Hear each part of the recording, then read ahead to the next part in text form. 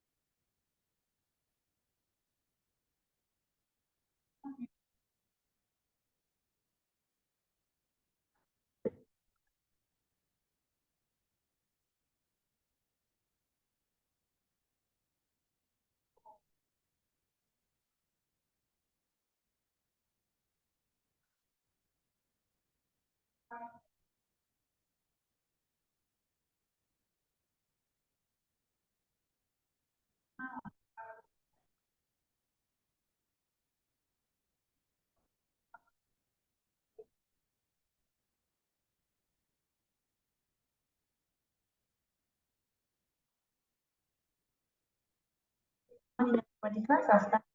Let's um,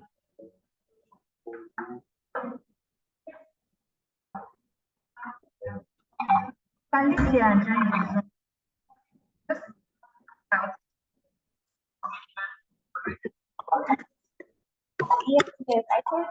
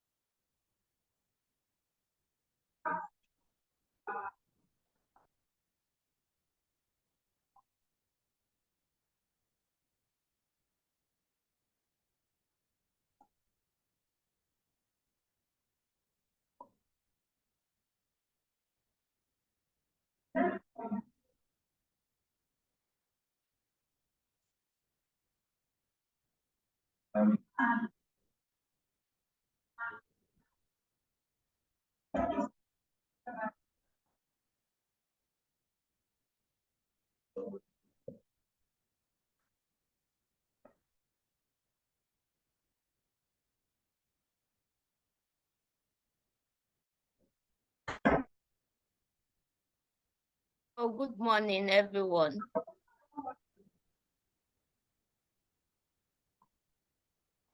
Good morning, class.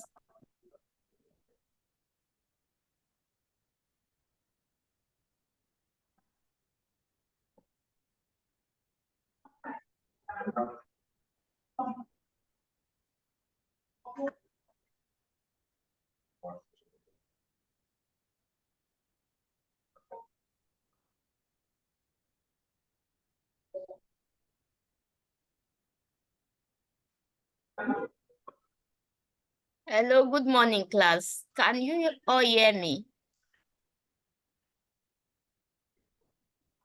Hello?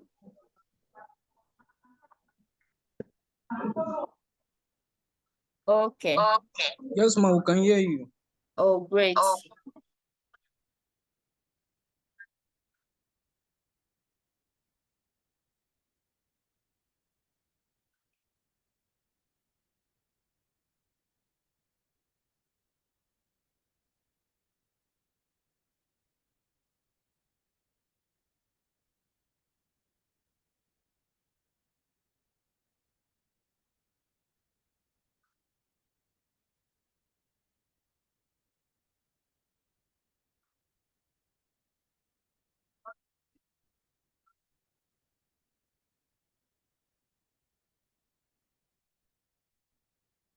Okay, Helen, are we good to go? Hello? Yes, ma. I've made you co-host. Okay. All right. So good morning, class. Where are the other participants? What happened?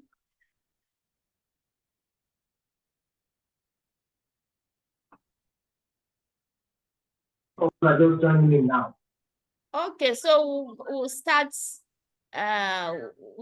right away.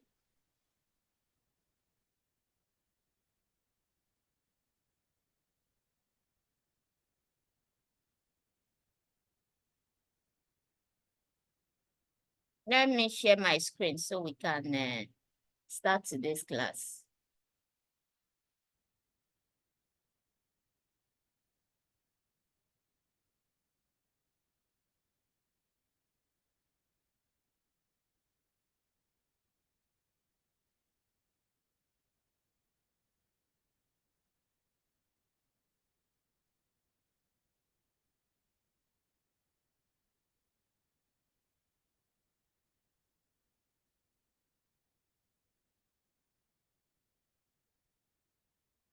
Okay, so can you all see my screen? Pitching your Yes, idea. ma'am.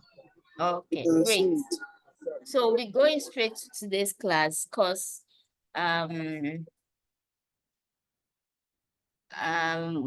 so we'll be going to pitching class, then we'll also go into our breakout session, breakout room also to demonstrate what we have learned so far in pitching.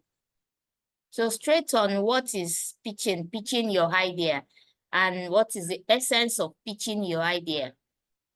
So it's a question as usual. I like it to be interactive, so and I would like response from participants. What have you learned, or what do you know about pitching? Or have you gone for any pitching competition before? What's your experience like?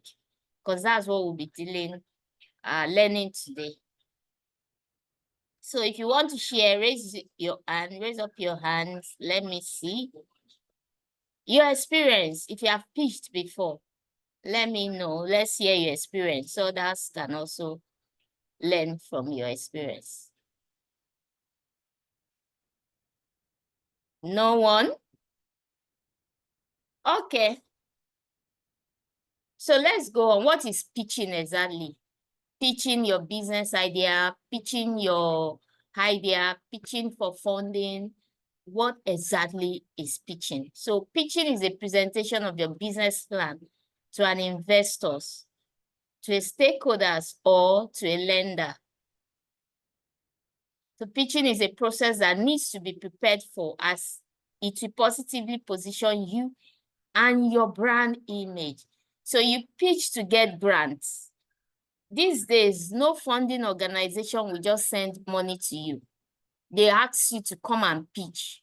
And when they invite you to come and pitch, they want to understand your business in a pitch format. And when we say pitching, pitching is not a long thing. Pitching is usually a short way of telling people about your business.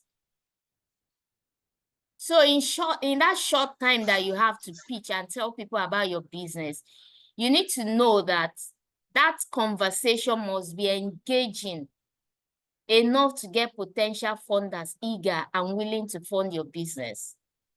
So you don't just stand in front of funders, investors to talk about your business. And at the end of the day, they will say, okay, thank you. We'll get back.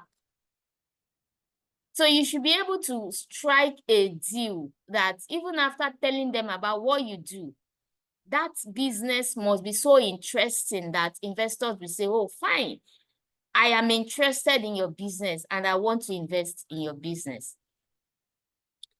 Idea pitching. So what is idea pitching? Although there are a lot of things you can pitch. You can pitch idea stage, a business that you have not registered, but you have it in mind to start. That's an idea stage. So there are some organizations that request that for such, they want to get your idea. And once you're able to communicate your idea very well, then you'll be funded to start up that idea. So whether you are building a new product, whether you want to add new features to your product, or you want to seek funding, you need to pitch to let investors know, or whoever is giving you that money to know what you want to do. So it could be new business, or whether you have started that business and you want to, you now have a new features, you have additional products that you would like to talk about. It's even an opportunity also to talk about your idea. So this particular picture you are seeing here, myself and a colleague of mine, we went to pitch for a building funding. And it's an idea stage. So you can pitch for an idea, and some pitching competition, you can be invited physically. And you can also be asked to share your slide or share your pitch deck to those investors, depending on what model the organization wants to use to get you to pitch. So you must be able to clearly state your idea to that stakeholder or the potential funders about what you want to do. All right, that's idea pitching. And once you are able to communicate it very well, definitely you get funded also. So what makes a great pitch? You want to pitch, people are pitching, you have pitched, and you've not gotten in. What exactly makes a great pitch? First, you need to understand the pitching scope. Understanding the pitching scope by getting knowledge about your business idea in mind. So it is time to sit down and learn about the available funds and the investors before going to pitch. Some investors will tell you that we're only giving you 1,000 US dollars. We're only giving you 500 US dollars. We're only providing 5,000 US dollars. So know the exact amounts that investors are willing to give so that you can tailor in your business to suit that amount they are willing to give. Because sometimes if you overshoot yourself by adding, when they're asking that, oh, this is what we have to give, and you're asking for more, they might just take you out of that level, because pitching alone is competition.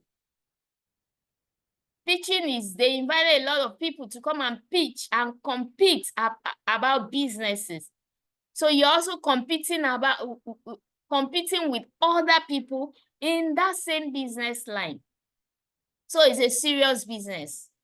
You need to gain insight to the investors' records and funds available.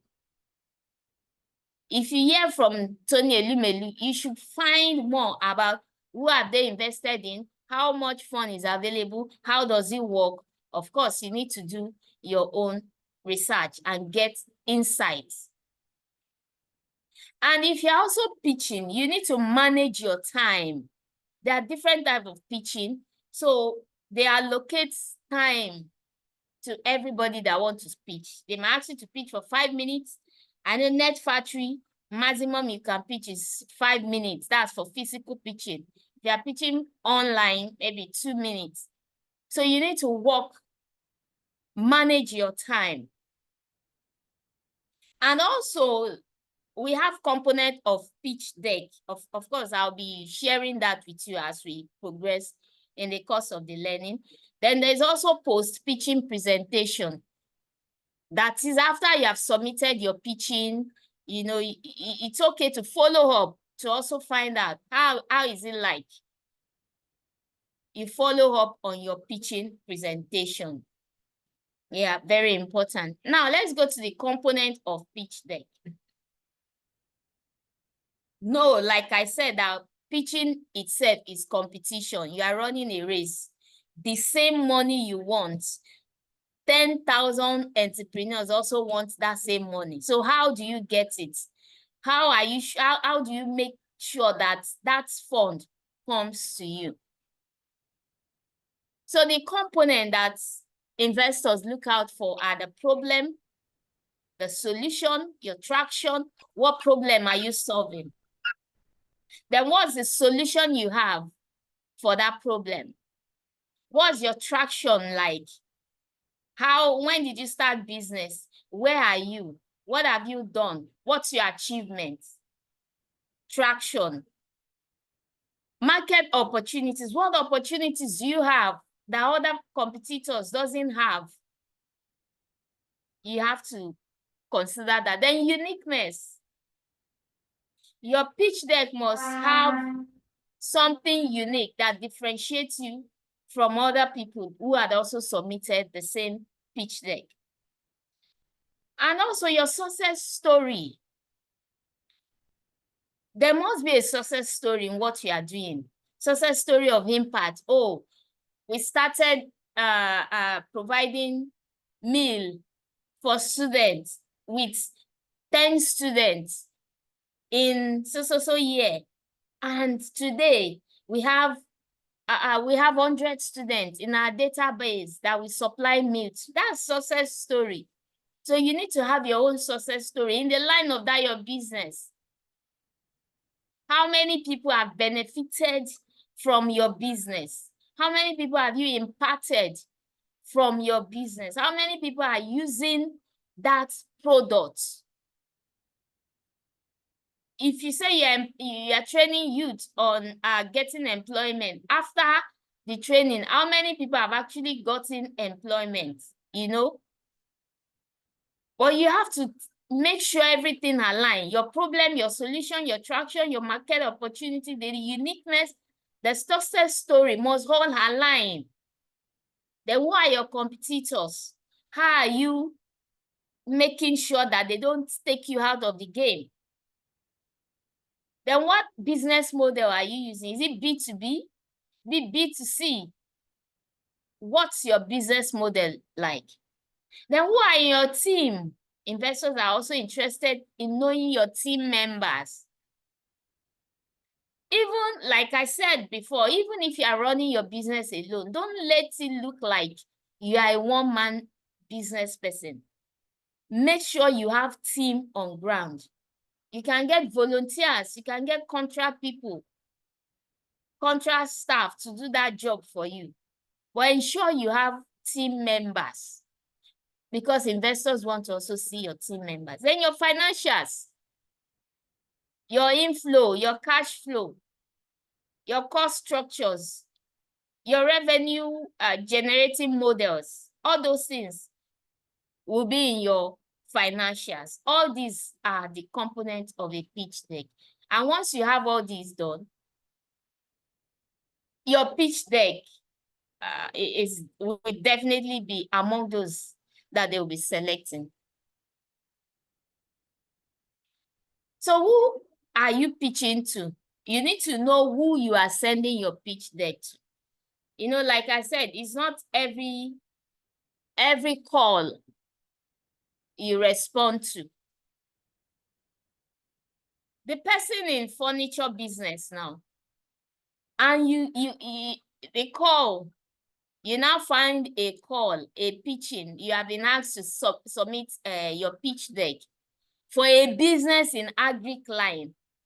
So why should that person in furniture business submit your pitch deck? You don't need it because that's not your call. That call is not meant for you. So you need to know that it's not all call you go for. It's not all investors application you submit. It's not all programs you send in your pitch deck to. Because you need to tailor your pitch deck to the particular industry that wants you. So you need to consider that when you accept an investment, it's not about money. You are entering into a partnership with such people. So you must perform your due diligence and research potential investors before making your pitch. Folorunsho Alakija call for application for Women Flourish Africa, whereby she give 3 million to business owners, that is for women. And if you're a man, should you apply for such? No. Because the call already is for women. So I hope you are getting this. So you don't just send in your pitch deck anywhere and everywhere. Yeah, some entrepreneurs try to get in front of every investor despite their industry expertise or firm's investment stage. No. Let's try to avoid that as an entrepreneur. Research, know what the call is for, and then submit your pitch deck accordingly. So know your potential investors. Another thing is ask questions. What stage do they invest in? If you are in the earliest stage of your business development, you won't receive growth equity. So you need to ask questions. Is it startup funding? Startup funding, they will tell you from 1 to 3 years. So if you belong to that category, then that's fine. You apply. They might call for all industries. Then that is fine. You can send in your application. So, but if they are calling for growth equity, starting from 5 years to 10 years upward, are you in that category? So you need to know how to research and ask these questions yourself before just sending in your pitch deck to organization.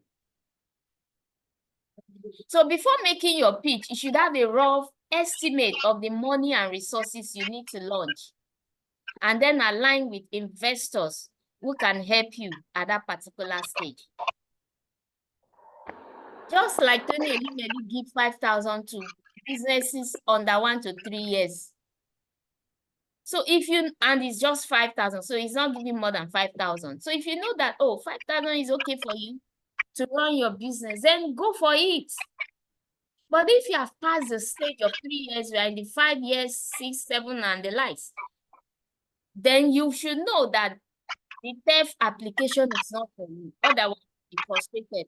Because those are the eligibility criteria they have put in to check and to select people.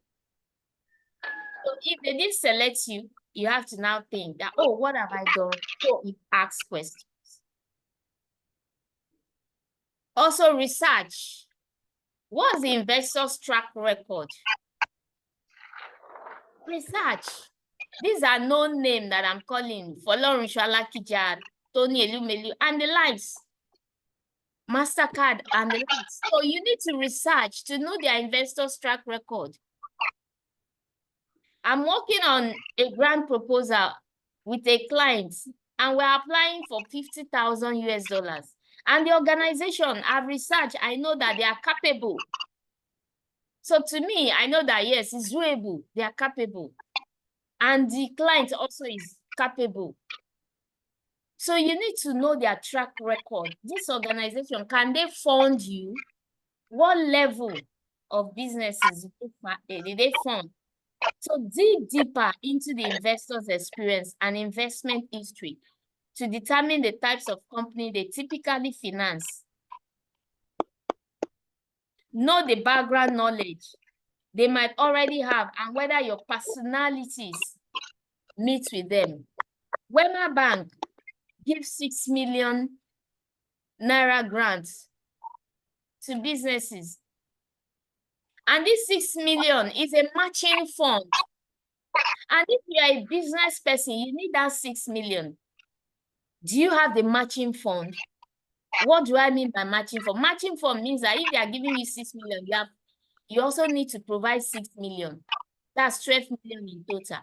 And behold, all the 12 million we go into business. There's nothing like you're taking out of the money because you are sending in your own 6 million to the bank account in Wema, and they will top it up with the 6 million they are giving you. And all the spending, all that 12 million will go into everything you have listed that you want to do. So they won't give you cash. So it's not like you withdraw and you run away and you won't do what you say you want to do. It's not like that to Wema Bank. You can get away with some funding from some organization that don't have, they just fund you, they just give you money. And that is why some people get this funding and they run away. They don't even do what they say they want to do. I have a lot of people like that. They get the funding and people, they travel, they forget the business. So when you know all this information will enable you to modify your pitch and determine if this call is the right or the right fund or the right that you want to work with. You also need to know what industry they invest in because several firms focus on specific sectors. Yes. So for example, Rethink Education. Which sector do you think they are focusing on? Education.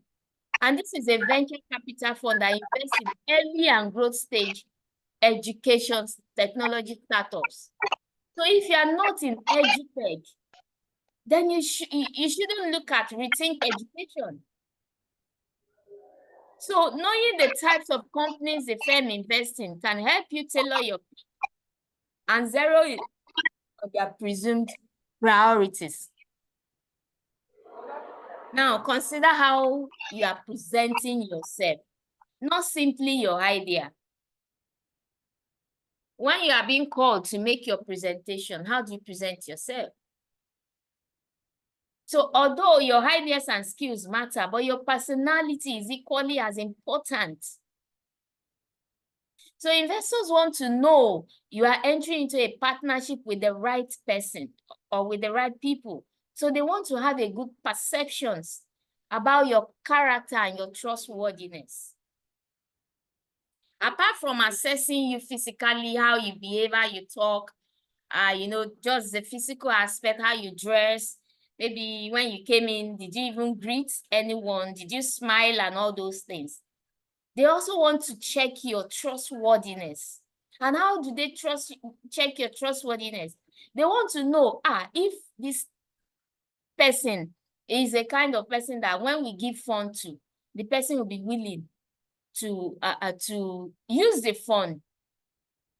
They might also ask you to send in your creditworthiness letter from your bank. That's another level they are doing now. They'll ask you that, okay, go and bring creditworthiness from your bank. And if your bank cannot provide you a creditworthiness certificate or letter or recommendation, that's another thing. So investors want to know whether the founders have worked together before. This team, if your startups early hire have complementary skill sets, they want to know if you have team members, people who are doing the job. So it's not just you that is doing everything. They want to also know how flexible you are. If you are open-minded and willing to embrace different perspectives, because they might be coming with different ideas to give you suggestion on how to run the business. Are you flexible? Are you open-minded? Are you willing? Because it's not just about the funding. They want to go into partnership with you. Just like the Tony Elumelu, if you get that 5,000 US dollars, that's the first entrance to it. There's another level of funding that you get from Tony Elumelu, which most people don't even get to that stage, because it's that 5,000 they want, and after they receive the funding, they move. Not knowing that there is a higher level of good money that you can also get. Relationship, partnership, that's what they are looking for. Then attitude matters. Think about this. As you prepare your pitch, if investors poke holes into your idea, will you get defensive? If they, if they keep interrogating you and keep asking you questions, will you get defensive? When they ask for your financial projections, will you exaggerate the numbers? Hopefully your answers are no. Firms want to partner with founders they can trust, who are open to guidance and mentorship, and that's it. But if you second guess your reactions, of course, you know what that means. So consider what you might be asked and practice your response before you go into any pitch competition. Just research, consider what they might ask you. Practice your response. Practice, practice, practice. Record your session and go over it again and again and again. Stand in front of mirror and talk about that. Pitch. Time yourself. So this really matters when you're going for pitching. Then tell a story. When describing your business, you need to zero in on the problem you are solving and how you are solving it better than your competitors. What problem are you addressing? Whatever problem it is you are addressing. You need to then tell a story on how you better your competitors, how you are doing it well, more than how your competitors are doing theirs. There must be a story around your business. So you could do this by presenting a real-life scenario in which you describe the pain point a current or prospective customer faced and how your product or service fixed the issue. And this can help you engage investors on a personal level, which will inspire them to see your idea's potential. Somebody that is making healthy drink, for instance, you can tailor the story around, somebody that healthy drinks around diabetes. So how you tailor your story that, diabetes killed somebody. And when you realize or you discover this, you notice that the eating habits of such person caused the death. And you want to avoid that, knowing fully whether it's not only that person that have that same problem.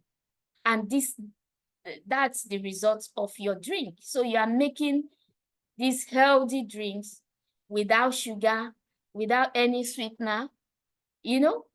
That's a story. There must be a story that investors will look at you and try to remember, the lady that talked about diabetes, that said she lost somebody. Oh, yeah. So there must be something that will eat the investors for them to keep remembering you. And also, if you are sending your pitch deck, you need to complement your spreadsheet by charts. Spreadsheet and chart with a compelling story here.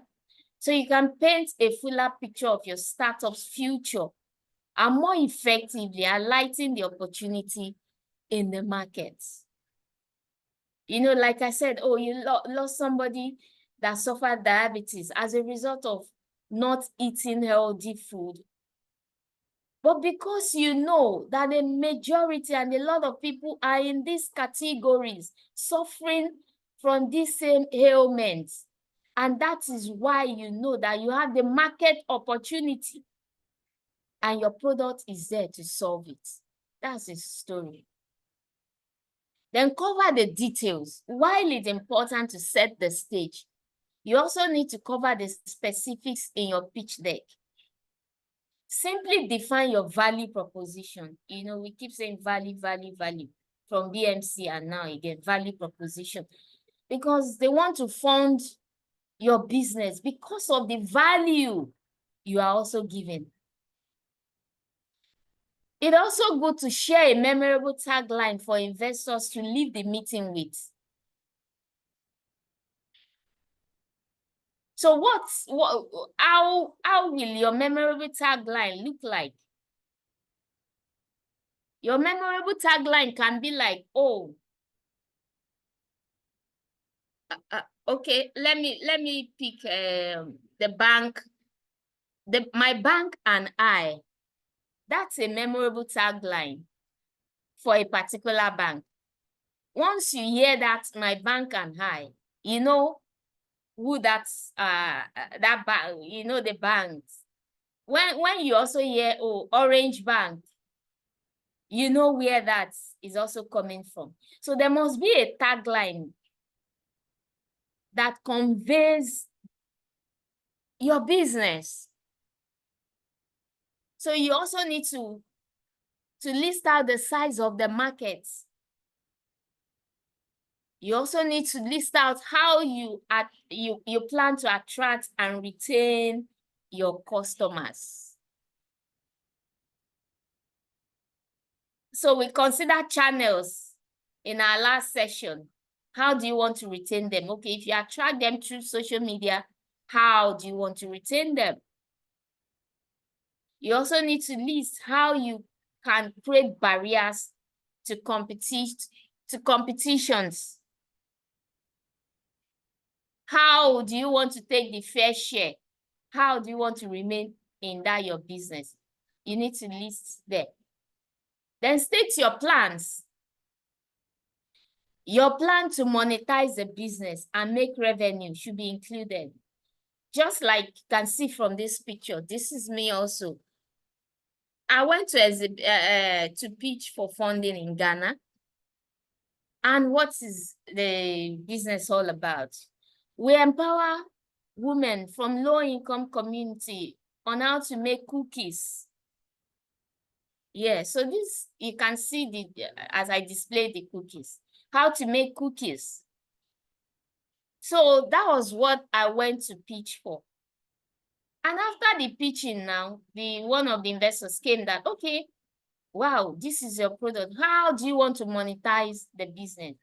You're running empowerment, you're training them, fine. So are you looking at the business aspect of it? How do you want to monetize the business? So these investors want to know. You also need to include them in your pitch deck. So in general, investors are trying to determine how entrepreneurs think about the opportunity rather than assess their presentation or prediction skills trouble. So when you stand to pitch, they are not just interested in looking at your pitch deck and all those things. They want to know how you grab opportunities. A lot of things came out of this session that I had, this discussion that I had with this man. So they want to look at the opportunity. How do you want to assess opportunity if they are telling you that, oh, don't use can? I was using can. And I was told that, oh, don't use can. Why don't you use pouch? And if you use pouch, you'll be able to send as many as possible to us down in Ghana. And so, you know, that was an idea. So was I willing to take the offer of the opportunity? Yes. So they are interested in opportunity they want to offer you, because when they are listening to your pitch, they are looking beyond your presentation. They want to look at, oh, if I invest in this person, how much will I get? That's the way it is. So investors want optimistic and confident realism. How many packs can you produce in a day? How many packs can you send? Can you know, how many packs can you produce in a month? They want to know that you know your business, you know your number. So they dislike projections that are unrealistic. Be real, be truthful to yourself. How many? In case we give you fund, if you are making 50 or 100 before, if we provide funding for you, can you produce 100? Can you produce 1,000? Be real, because money is involved. You know, they've seen a lot of companies miss their target. Why they pitch? Because most of entrepreneurs that goes to pitch don't consider that, oh, there could be mentorship aspect of this pitching. There could be other opportunity that might come from this pitching, but entrepreneurs just want to go and pitch and get the funding immediately. Most of the time, the one you go to pitch for, you don't get it, but another one comes in after it. So you need to behave when you go for pitching. So show the roadmap. Although you are in the early stages of your business, investors want to know how they will cash out in the end. Yes. So you need to highlight your exit strategy and the options available.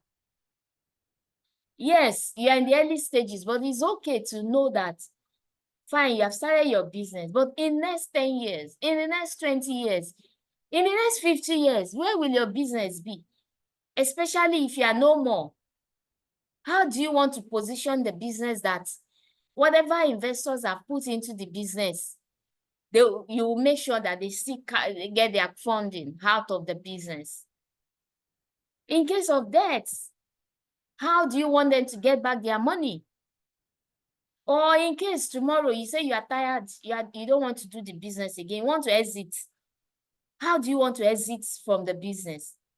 Knowing fully well that investors have invested in you, they've put all their money into your business, and suddenly you are just tired, you don't want to do business again, you want to exit. How do you want to exit? They want to know so that they are sure that we are sure that we are not going to put the money into a business that in the next 2 years the business will say, oh, it's no longer doing business. So how do you want to exit? So investors want to back companies where there are many exit options. So I quoted Salesman that says they want to know how they can convert their investment back into cash. Yes, that they can return to their partners. It's as simple as that. So I listed some common exit strategies down here. Acquisition. We have acquisitions exit strategies. And this is when one company buys most or all of another company's shares to gain control of it. Is there any example of this? Access Bank and Diamond Bank. That's acquisition. Hello? Hello, so at this point, let me get response. Good morning, Yeah. ma. We can hear you, ma. Good morning, ma. We can hear you. Okay, so yeah, so the most common exit strategy that I listed here, the acquisition, you know. Then we have the merger. This is when two existing companies are united into one new company.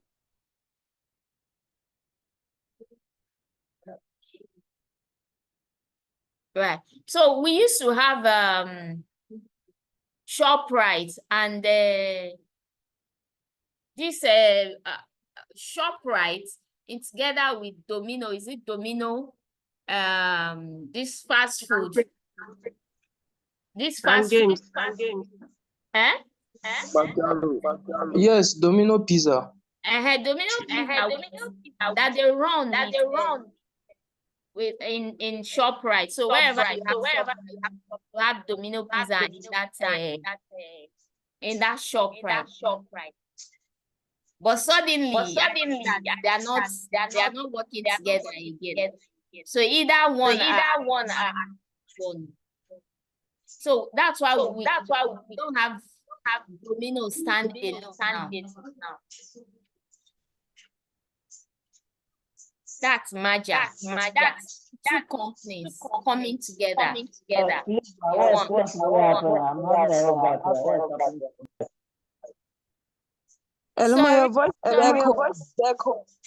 is echoing. I'm having a whole back here. What's relating to your mic or your voice? It's breaking. I'm having a whole back here. Okay. Is it okay now?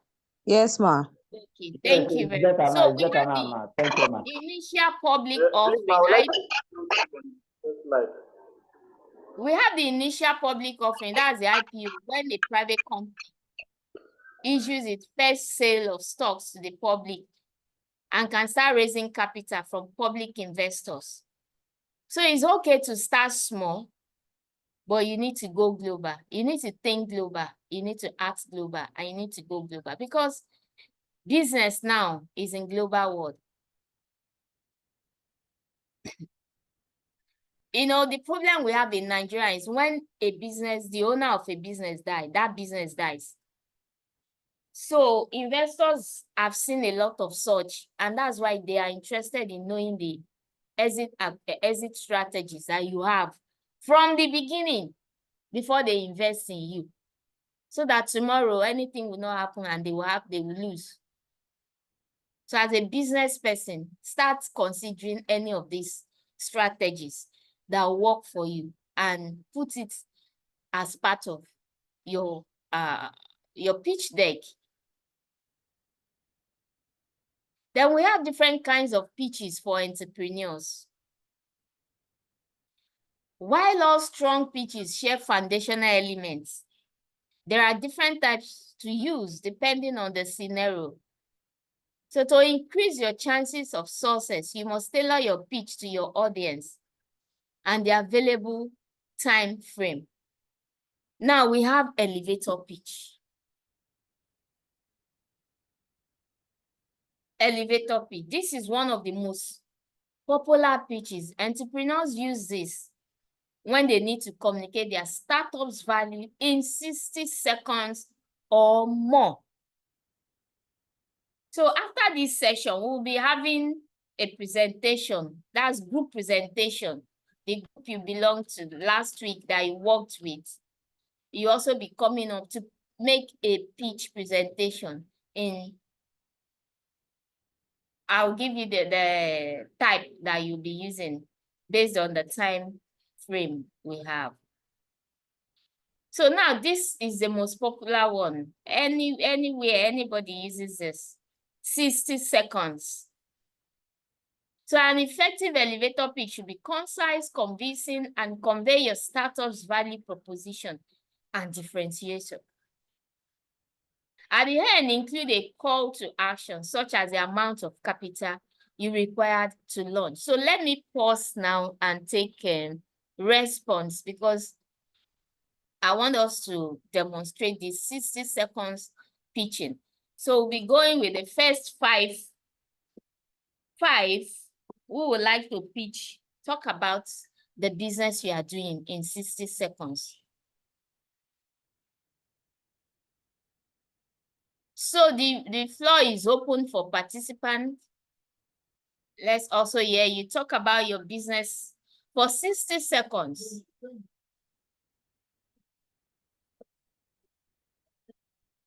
If you are ready to do that, show us with a wave of hands, then, or I can also pick from the list that I wrote down.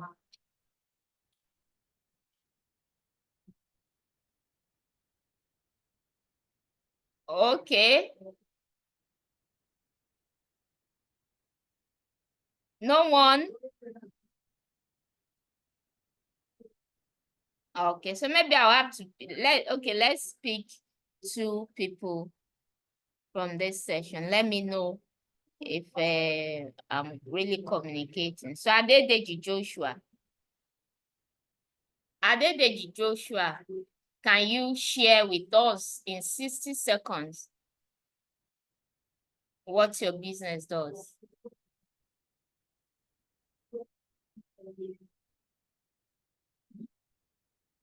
Adedeji Joshua, are you there?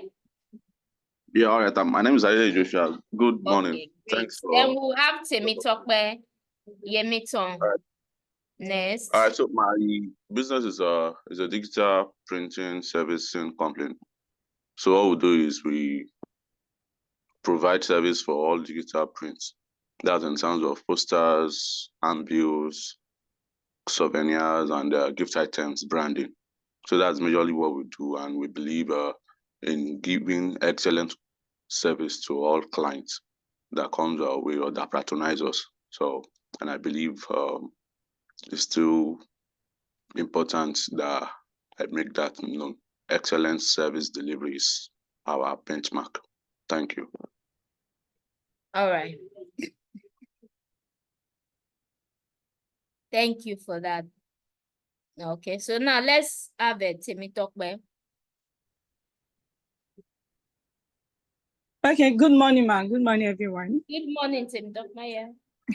Yes, ma'am. Okay, so at Toro, we are an Afrofuturistic fashion brand that aids authentic representation of our customers through innovative and personalized designs. And we align with SDG 8 and 12 as we ensure responsible consumption of textile while using eco-friendly fabrics for our products and edge cutting technologies such as AR and 3D printing for all our products. Thank you. Wow, awesome. Thank you. So let's have Ufoma Bright.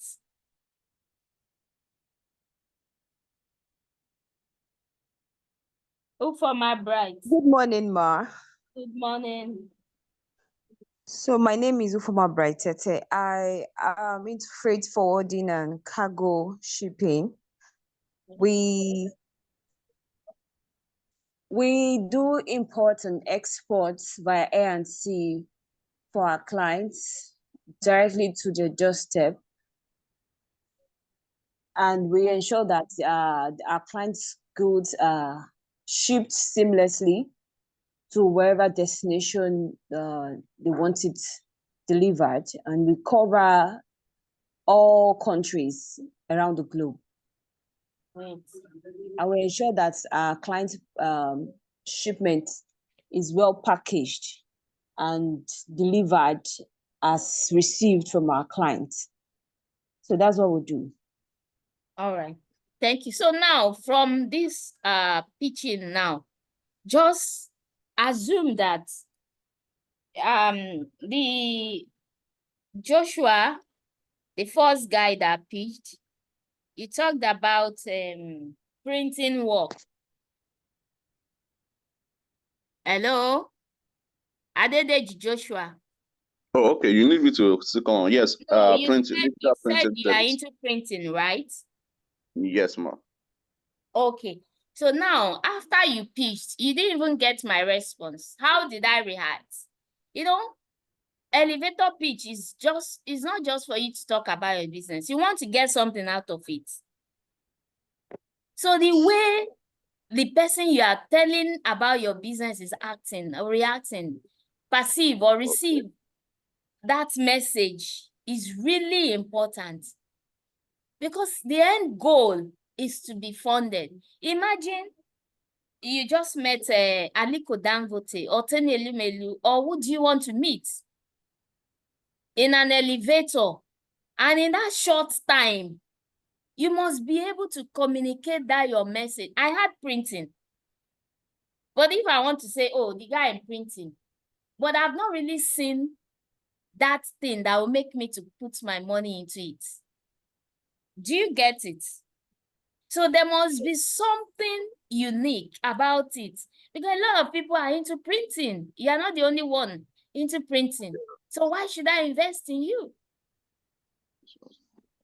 So you get the point, because I got printing, but I didn't get the totality of your business in 60 seconds.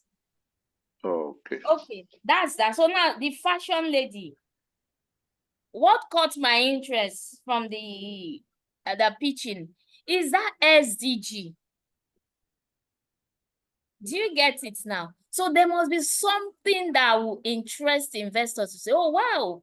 So you are SDG inclined. Oh, I love that. I am interested. Because I want to invest in a business that is SDG inclined.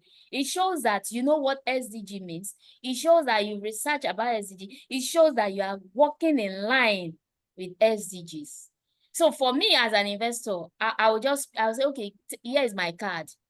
Send me an email or come to my office. Let's talk more about that.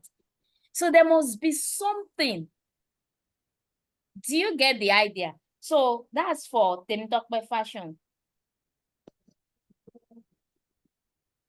Then the shipping.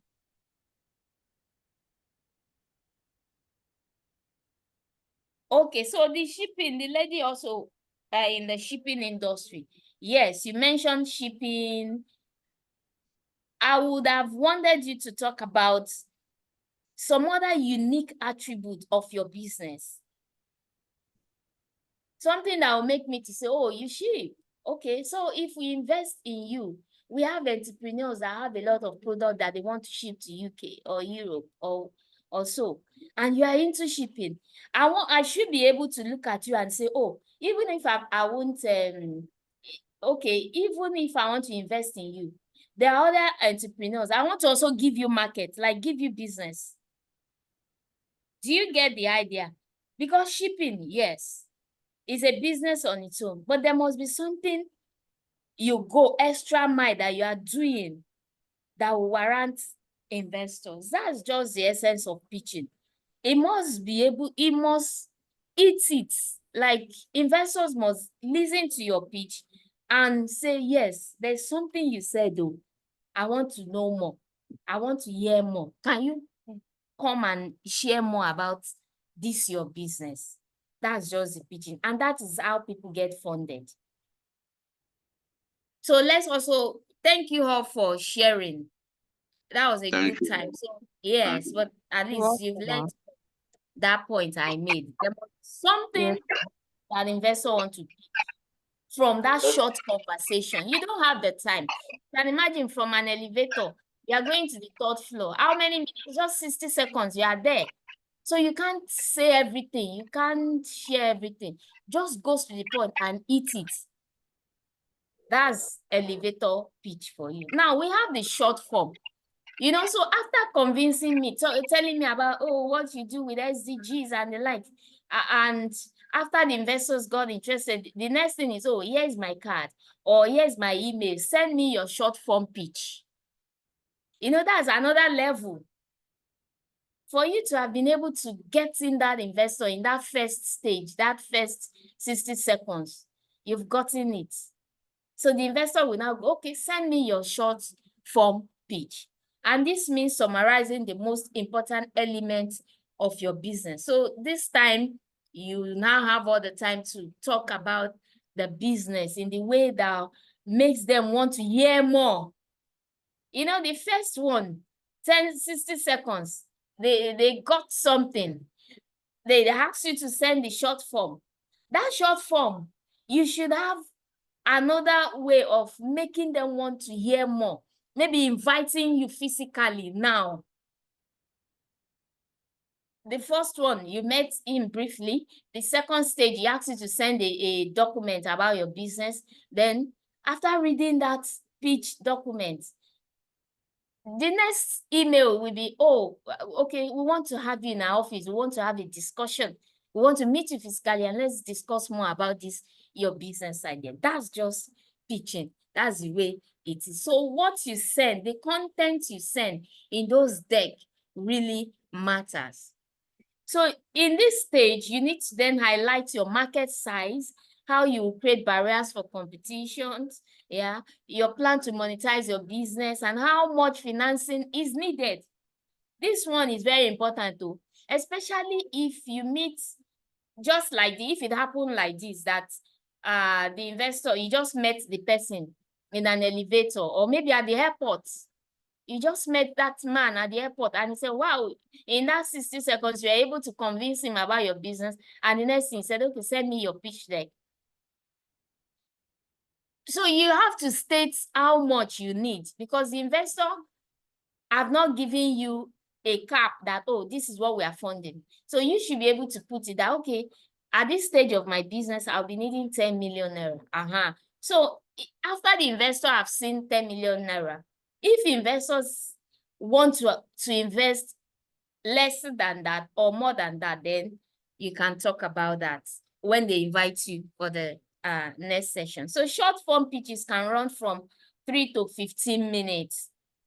That is if you are being called for a virtual pitching, 3 to 15 minutes, or they ask you to send in a PowerPoint or keynote slides at the background where you are making your presentation. So if you are pitching in a competitive setting, note any length requirements.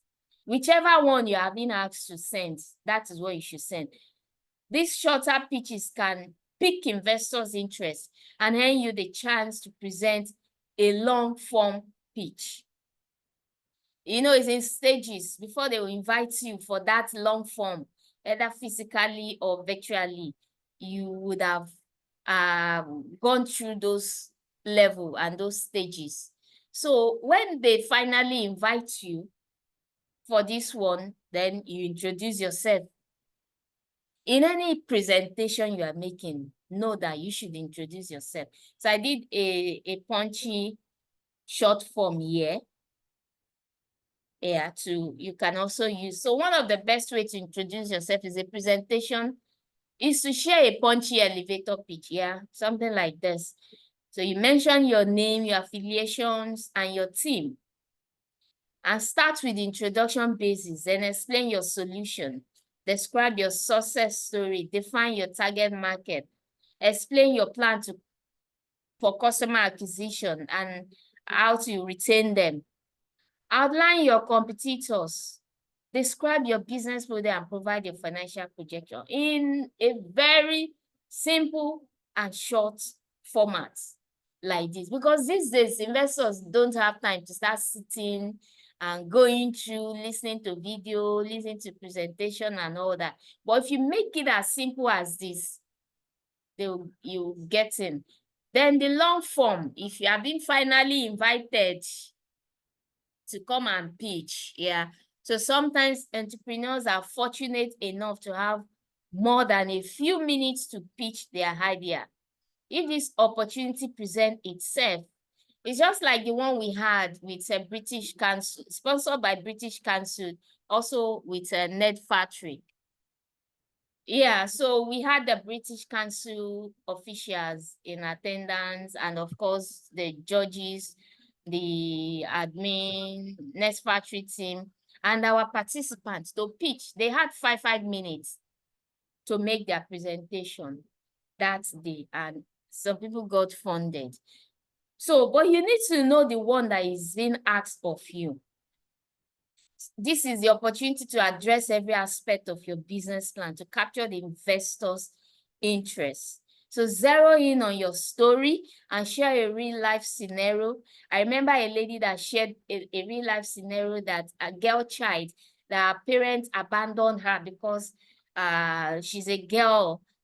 And since when the mother gave back to her as a girl child, the father abandoned the wife and and her together. You know, so she was able to tie, and for me to remember till date, you can see how it resonates, that it sticks. So when I remember that lady that won the fund, I will remember her story. So there must be a story that you tie around your business when you are pitching. So detail the market size to illustrate demand and clear examples of how you attract and retain customers, particularly in light of competitors. This will show you are planning for and are ahead of future challenges. Then prepare for your pitch. When you have all this, you have the long form, you have the short form, you have the elevator pitch. Prepare yourself. Consider preparing all 3 pitch lengths so you can be ready for any opportunity. Some organization will ask you to send 2-minute video pitch. Some will ask you to send a 5-minute video pitch. Some will invite you virtually to pitch. Some will say, okay, we'll be having you, you know, anyhow they place it. Just make sure you prepare for that pitch. So it's important to stay agile, yes. When you're also pitching, you need to be agile so you can modify your pitch to fit specific length requirements that is being needed. Landing your pitch. Every investor prioritizes different data and information. Yet, if you start by choosing the right investor and then align their needs with your proposed market opportunity, value proposition, and exit strategy, you have a chance at landing the pitch. And this will lead your business to evolution. Okay, so we have pitching video content here, pitch deck tools that you can use. Of course, you can use Canva, you can use AI summarized bots, you can use Grammarly. Yes, if you are sending your pitch, you need to use Grammarly. Then pitch.com, also Microsoft PowerPoint, yes, for creating your professional presentation. Haiku Deck also, you can also check online for all these too. Potun, Investor Speak resources like 500 Startup and so. So these are pitch deck tools you can look out for online to also aid you and guide you in preparing your pitch presentation using all those pitch deck components that I listed. Okay, so we're meant to watch a pitch deck presentation, but let me see. Ellen, are you okay? Let me see if this can go directly. There's a pitch deck video I want us to watch. Let me see if it's okay. Can you see my screen now? Yes, I'm ma, we trying can to- see. Great. Yes, ma, we can Great. see. So, okay. Yes, ma. Okay, so I'm trying to share the yeah. So this is a pitching competition organized by the US Embassy. So let's listen and watch.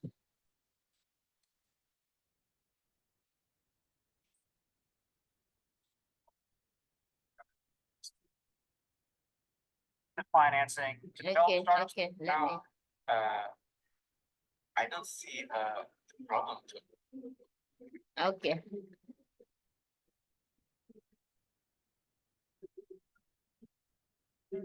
distinct pleasure. Oh, good afternoon. It is my distinct pleasure to welcome you to the finals of the Global Innovation Through Science and Technology Initiative, or GIST, Catalyst Pitch Competition in partnership with the Dutch Academic Startup Competition and Ideas for Europe.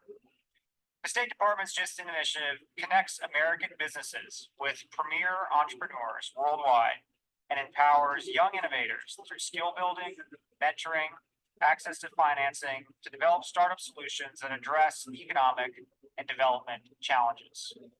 Working hand in hand with companies like Amazon Web Services and Microsoft year-round, GIST builds economic prosperity and strengthens our ties around the world. Like the overall goal of the GS, GIST brings together the nation's entrepreneurs who can develop innovative solutions for today while also spurring tomorrow's economic growth. In just a few minutes, you will hear pitches from the 5 finalists of the Catalyst Pitch Competition. These 5 have been selected from thousands of entrepreneurs who applied, and they have worked hard to earn their spot on this main stage. I wish them the best of luck and thank the sponsors and judges for contributing their time and the prizes that help make this event possible. And I look forward to seeing who wins at the closing plenary in just a few hours. And with that, I would like to welcome and invite our MC, Brandon Andrews, co-founder of Gage and casting consultant for ABC Television Shark Tank, to the stage. Thank you. Are you a STEM professional and are looking to apply for Mhm. US permanent residency? Then stay tuned because today I'm going to be discussing an exciting option for certain professionals in the STEM field. I'm attorney Carlos Colombo, and today we're going to Hold discuss on, let me, You skip the adverts. okay, yeah. engineer. Thank you, Mike. Mhm. Well, good afternoon, GES. Who's excited to hear pitches from the GIS Catalyst finalists this afternoon? I'm Brandon Andrews, very excited to be hosting today. I'm an entrepreneur and investor, and as Michael said, our firm runs a nationwide casting tour for ABC Shark Tank in the United States. I meet thousands and hear pitches from thousands of entrepreneurs, both in the US and around the world every year. But I like to tell you, I've heard pitches from these finalists over the past couple of days, and I'm super excited to see the 5 finalists pitch here on stage today. I knew this before, but now after going through the past couple of days with the GIST competition, I can say unequivocally that the spark of innovation and the grit that you need to grow a business over time, those attributes exist in every community, every culture, every country, every gender, but the resources aren't always there. And so this GIST Catalyst program brings those resources together for entrepreneurs, both in terms of mentorship from American subject matter experts. They also get the opportunity to showcase their work on global stages like this, and they get the opportunity to win support, both in terms of cash and also other prizes that you hear about a little bit later in the competition. So I'm excited about the opportunity to support these entrepreneurs and excited about what this competition means, not only for those on stage, but also for the countries that these entrepreneurs are representing. Here's how it'll work today. Each entrepreneur will have 3 minutes to pitch their business. They're going to stand here. I hope that everyone will clap for them when they get on stage.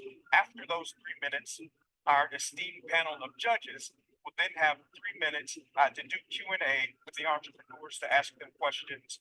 Following that, to the next entrepreneur, the judges will provide scores for each one of the GIST Catalyst finalists, and of course, the entrepreneur with the highest score will win. The winners will be announced later on this afternoon at the closing plenary for this 2019 GES Summit here at the World Forum in The Hague in the Netherlands. Really excited again. Speaking of judges, let me introduce them. Many of them have not only provided time, but have also provided resources to make this competition happen. Start with Ms. Johanna Shelton from Google, Deborah Biggett from IBM, Ian McDonald from Microsoft, Stephen Lowry from Silicon Valley Bank, Maureen Vigroot from TomTom, Mason Skinbab from Technical University of Eindhoven, and Gert Jenkins from the APG Assets. Give our judges a round of applause.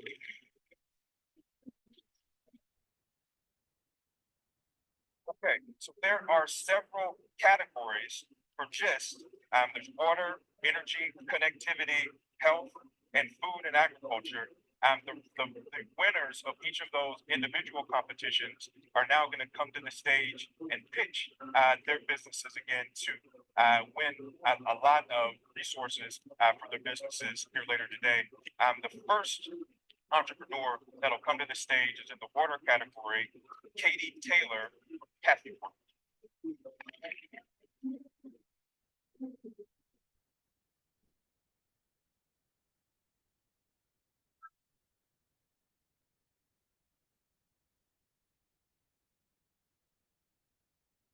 At CapeWorks, we make efficient and portable solar-powered water pumps that enable smallholder farmers to cultivate their land year-round while using their existing cultivation techniques. We provide an alternative to depending on inconsistent monsoon rains or costly fuel-based pumping. There are over 26 million smallholder farmers in eastern India, a region where water is available but lifting it is expensive.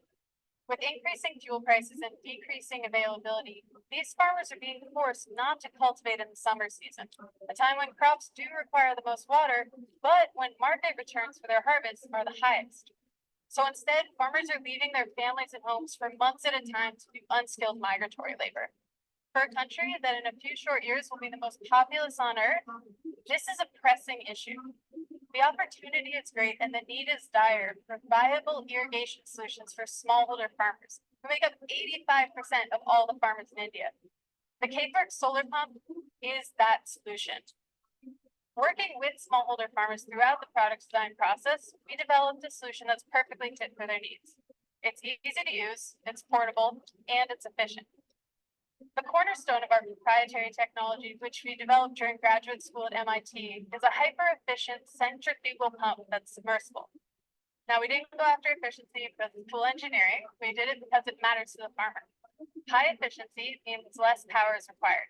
Less power means fewer solar panels, and fewer solar panels make the whole system more affordable to the farmer and more portable. So portability enables the farmer to secure their asset at home overnight and to rent it out to neighboring farmers for additional income. Our single switch and automatic operation and no installation means that anyone, both men and women, can easily pick up and use the K-Works pump. So for farmers using the K-Works system, not only are they earning more money by never paying for fuel again, by unlocking that profitable summer season, and by cultivating higher value crops year round, but they're also staying at home with their families and doing the dignified work of tending their land. We've had units in the field for 4 years now, piloting across various use cases and customer segments in 3 states in India. We moved to India full-time in early 2016 to build up a local team, to be closer to the customer, and to establish in-country manufacturing. And finally, this October, we are launching the K-Works pump into the market. We have over 16 inbound requests from distribution partners. And with over $14 billion total addressable market in Eastern India alone, there's certainly plenty to tackle domestically. However, looking forward, we see the potential for the K-Works pump to make impact for smallholder farmers worldwide. And that's really what drives us. At K-Works, our success comes from the success of smallholder farmers. Simply when they grow more, earn more, and provide more for their families and communities. Thanks.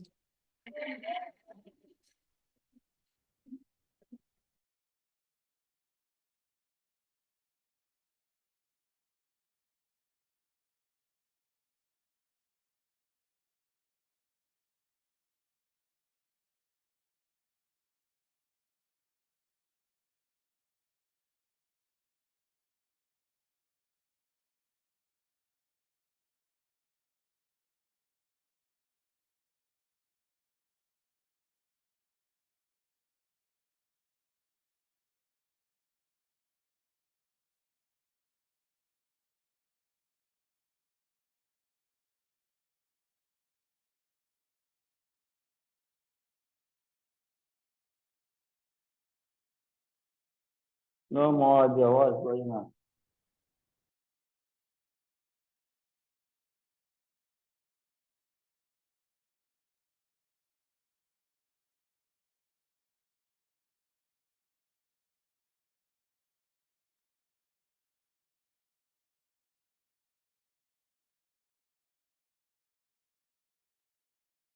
What happened to the audio now?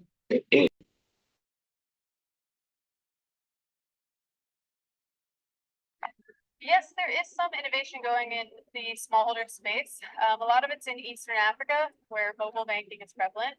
But to be honest, most of the solar pumps that are out there for the small solar pumps tend to give much less flow, which means they require drip irrigation to cover the same amount of land. And this is where, again, our high efficiency comes in. For the same amount of panels, we can give 2 or 3x the flow, allowing farmers to maintain their current practices. Thank you. Tell us a little bit more about the team coming in place to deliver it. Yeah, absolutely. So my co-founder, Victor Leshniewski, and I met at MIT in the Tata Fellowship that Tata started at MIT and IIT Bombay. We also have mentors from the ecosystem in India who know clean tech, who know NGOs. We're supported by the Tata Trust, so this gives us great outreach into the NGOs. We have 2 new teammates, Vivek and Rahul, who are just all-star engineers, product management. So we've really spent a lot of time assembling a quality team to deliver this product. Great, thank you. How do you intend to scale across several states? And I mean, there are thousands and thousands of these people, so how we're going to reach them? No, it's a great question. Distribution partners is the way to go. You know, there's no reason for us to try to build out our own distribution model. We're not going to be the people to do that. We have had these inbound requests for distribution, but what we're focusing right now on is to make that recipe really perfected for exactly what those distribution partners will need for the farmers to be successful, for them to be successful. So after we've got that set up, we will spread across India as well as Eastern Africa, Nepal, Bangladesh. We've got prospects worldwide. Okay. Okay, thanks. Very much. Thank you.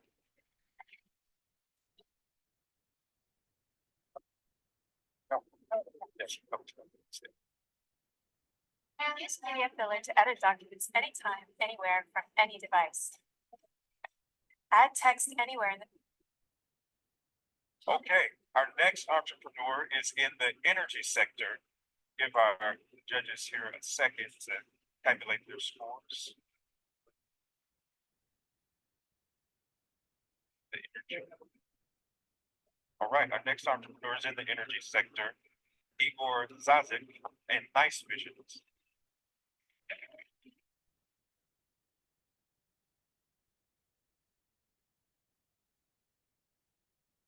Right. It is the first time in human history when more than 60% of people on this planet are living in a cities. These urban dwellers are also consuming more than 75% of all available electric energy. To produce this energy, we are creating an awful lot of CO2, which is damaging our environment. To make our cities carbon free, it would be best if we replace all these CO2-based energy sources with renewables. And best if we can do it, if this energy can be produced on the spot and consumed on the spot. In my mind, it means solar panels employed on massive scale. However, imagine that in a historical city like Den Haag, every building has to be covered in solar panels. I'm not very happy with this image. I'm Igor Zazik, I'm founder and CEO of Nice Visions, and we have developed a solution which is aesthetically pleasing, preserves visual aesthetics of the city, and allows application of solar panels on massive scale. We have created solar tiles, which is first generation of a product, especially designed for the areas where energy production is equally important as it looks. It's a facade system producing electric energy, and it's inspired by one of the oldest and most common building materials, tiles. Nowadays, when you want to build a house with a solar facade, either you can use two things: standard solar panels, which are nice, but which are cheap, but quite ugly, or you can go for tailor-made solution, which is very expensive. We are working with architects and real estate developers active in urban areas in the States where tile tradition is very strong at present, like Portugal. In fact, we have our pilot project now in Lisbon, in a historical center of a city, which proves that our product is ready for most demanding urban environment. And we came here to find partners, potential sales partners like real estate developers. We are also searching for guidance to help our company grow in order to preserve the beauty of our cities and make them carbon free. Thank you very much.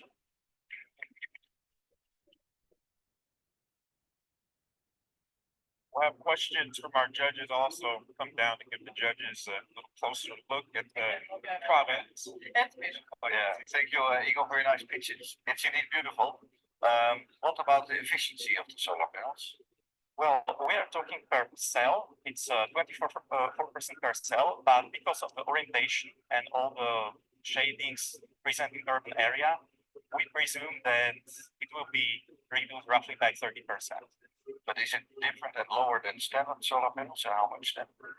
You know, you can also take solar panel and put it in a wrong position and it will perform worse. But we are kind of like trading efficiency for the area because, you know, with a standard solar panel, you can place them on just several optimal places on the roof and we essentially can cover whole building.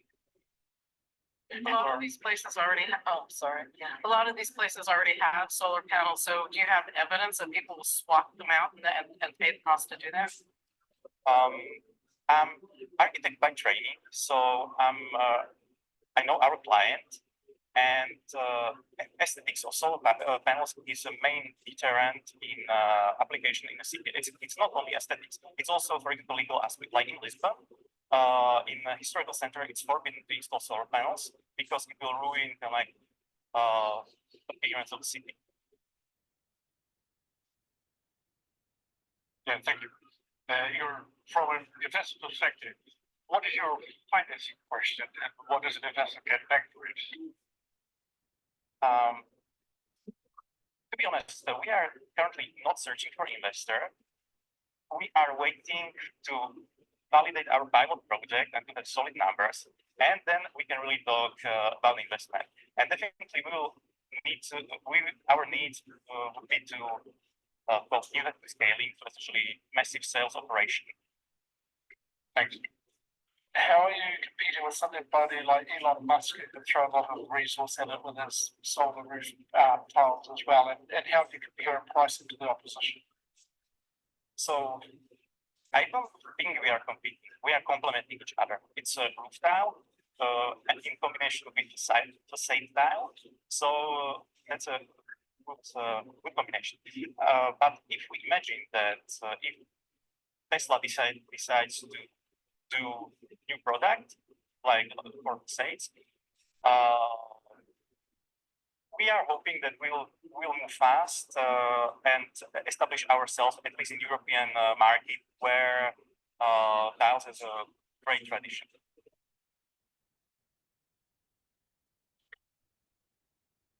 Which market will you go to first? You start in Portugal, and then what's your next? Where do you want to scale? Where do you want to go? So we are really following cultural tradition of tile. So Spain, Portugal, then we are talking about Latin America, and essentially how colonization went, because the cultural tradition was also spread. That's all we have done. So thank you very much, Igor.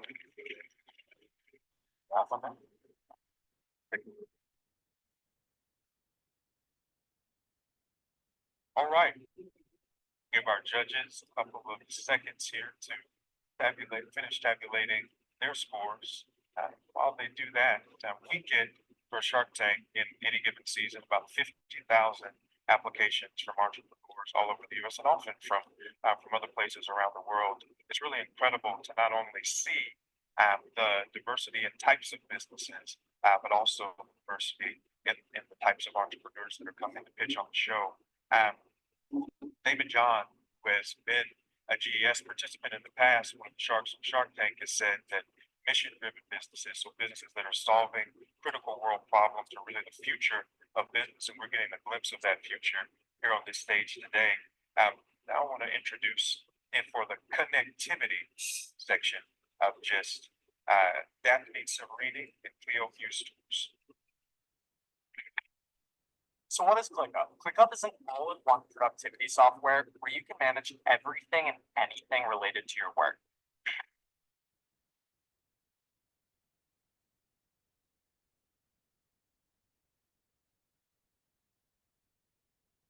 Hello, I'm Daphne, co-founder and chief commercial officer of Clear News Tours. In Clear News, we aim to generate universal cultural awareness and guide you in every part of the world utilizing pioneering technology. We've started this by creating high-quality audio tours that we distribute via the biggest travel agencies in the world. So let's say you want to visit a top attraction like Colosseum or the Acropolis. You're gonna go online and search for the entry ticket to book it beforehand. But you're not really keen on booking a guided tour because you're not really the person that takes guided tours. So there is where we come in. We have created this package that includes the entry ticket along with the audio tour for top attractions in Greece and Italy, and we sell them through big distributors like Expedia, Booking.com, Get Your Guide, and TripAdvisor. So we then help not only travelers with an ultimate self-guided package with an independency and at a low cost, but also we give the opportunity for the big OTAs to increase their profitability by offering an unlimited service. So we also have managed to scale the content creation because we have created a platform where content creators, culture and tourism professionals, tour guides, travel writers, to log in our platform and create their own audio tours for top attractions and city walks using our award-winning storytelling methodology. Because our content is what distinguishes us apart from the other competitors. We have created a specific methodology through which each tour follows a unique scenario and the stories follow a different area, each one. So in this way, we managed to create an engaging digital experience and an easy to follow tour. So all of this know-how that we've developed and the data that we got from our travelers have led us to become number one in those biggest marketplaces for tours and activities in the audio tours category. And now those big companies come to us to create for them audio tours. So last November, we received our pre-seed funding of 200K, and we managed to have a growth of 1.5K% from last year. We will project that in 2019, we will have gross revenues of 640K, having served 24,000 travelers with a margin of 25%. So what I wanted to say is that this is just the tip of the mountain for us. Thank you.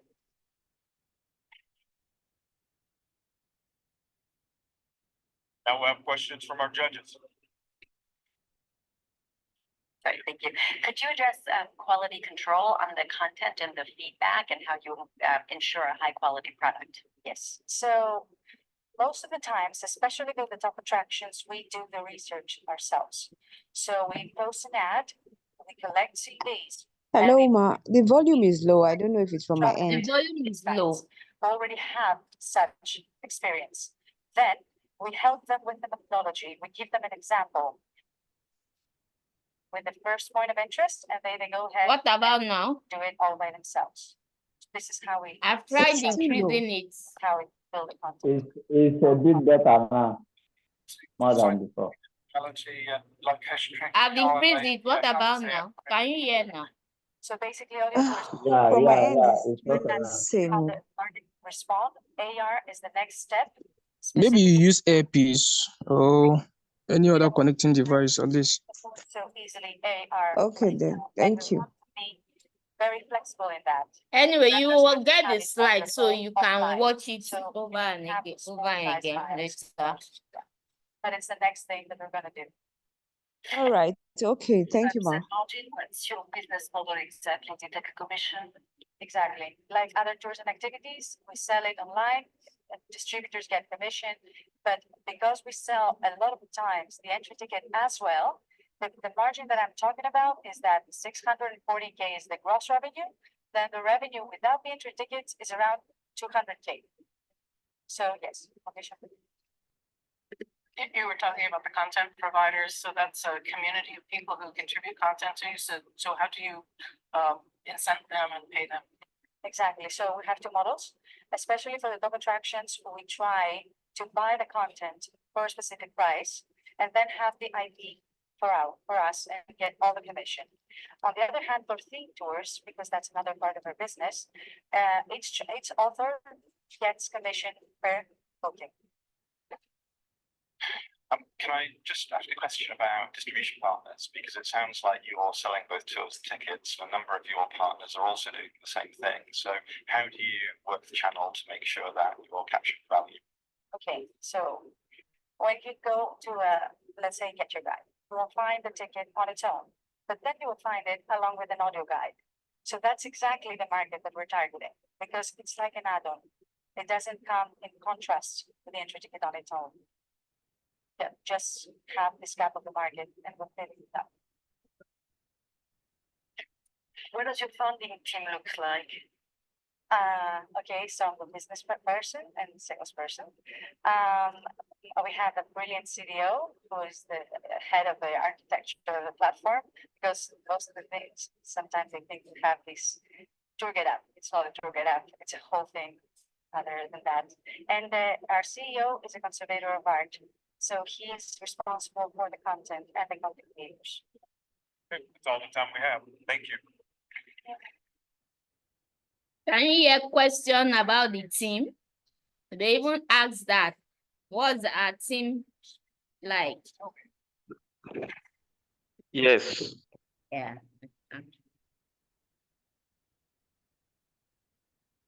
All right, give our judges another second here. Connectivity category covered a really broad array of technology innovations, tech-enabled solutions from around the world. But this one really gets at the heart of connecting people, that cultural interchange, which is so important, and why events like this GES Summit are so important. As entrepreneurs can control what you can control, and one of the things that we can control as entrepreneurs is building relationships with other entrepreneurs from around the world, and hopefully innovations like Clio Exchange and other tools will help us continue to do that. The health category will be next. Christina York and Spellbound. So you can see different category: health, connectivity, power, and the likes.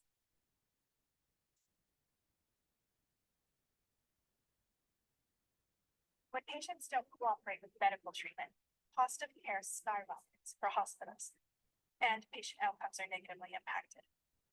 Now, non-cooperation can mean not following your doctor's directives. It can also mean for a child simply not holding still. When my youngest daughter was 3, she put something in her ear. We took her to the hospital to have it removed, and because she was terrified and wouldn't hold still, the doctor first physically restrained her and then put her under general anesthesia in the OR, just so he could safely use tweezers on her ear. I got the bill for this. It was astronomical. But more importantly, she was traumatized. She's less likely to trust healthcare professionals in the future, perpetuating the problem into adulthood. Spellbound uses immersive, augmented reality technology to increase patient cooperation with treatment. We add immersive 3D digital experiences to the real world through the screen of a smartphone, much like Pokemon Go. We increase cooperation in 3 ways. The first is pain management. We can create immersive virtual worlds that can be used during painful procedures like catheterizations. The second is we improve patient education by creating 3D simulations of procedures. So, for example, an MRI, a patient knows what it's going to look like, what it's going to sound like, is less likely to need sedation. And the third way is that we digitally transform physical spaces. So we can turn hallways, patient rooms into undersea adventures to encourage physical rehabilitative movement, like getting up and walking after surgery to reduce sepsis. We went to market, our product is protected by 2 patents, and we have a 3rd patent pending. We went to market in 2017. We have more than 25 hospitals across the US paying an annual subscription to use Spellbound on the devices they already own. Many of those hospitals are top tier, like Stanford, Cleveland Clinic, New York Presbyterian. And our customers see the results and become research partners. Like MD Anderson, top cancer hospital in the world, is looking at how Spellbound manages pain and reduces opioid for post-surgical cancer patients. We serve children right now, but we will move to serve adults in the future. And our big vision is to be the 3D platform for healthcare, aggregating and standardizing the delivery of 3D content to hospitals around the world. We are a team of engineers, artists, healthcare professionals, and we are also parents and sufferers of chronic conditions. We are Spellbound, and we are revolutionizing how patients engage with healthcare. Thank you.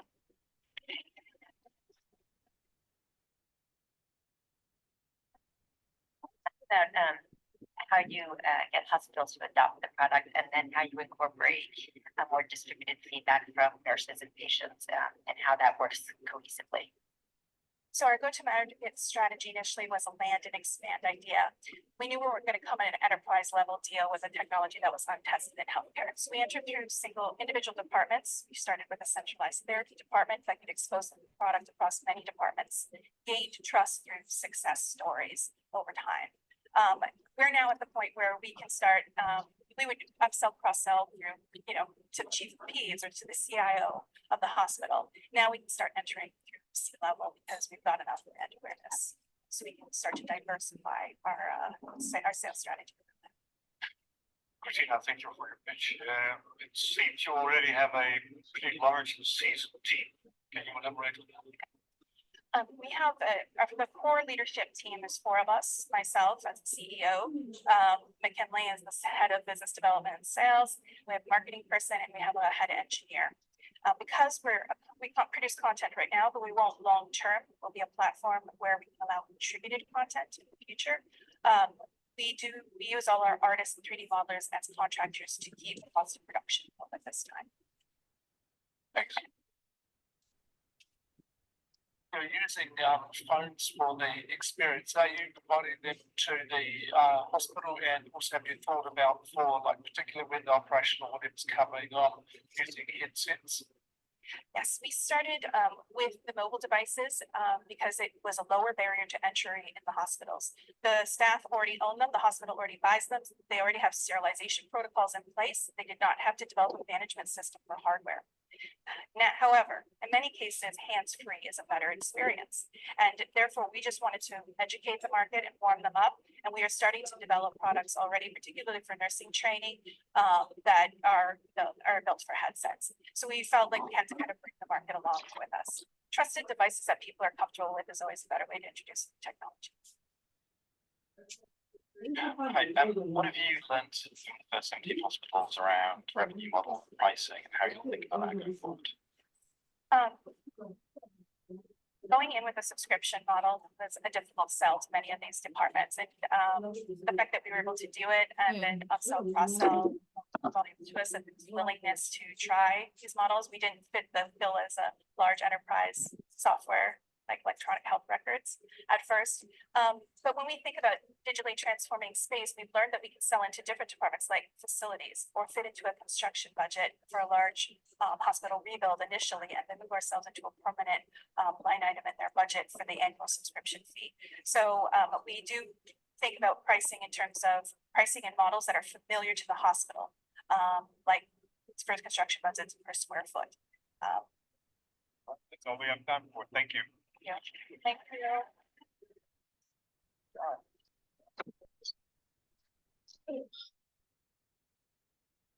I believe we're almost at the end of the 2019 GIST Catalyst Finals. We have one more pitch before we're done today. We'll give the judges another minute here to tabulate their scores. Haven't the pitches been incredible so far? Okay, so one more to go. The last category. I'll pause it for a while and continue with the class. Technology, I think this is a great example of it. For technology's sake, it's difficult to adopt. It's difficult to build a business around. When technology is actually solving the problem, in this case, a critical health problem, we have something that can really potentially grow and also change lives. So incredible representative for the health category. Next, for the food and agriculture category, we'll have Zoe Wells and Drover.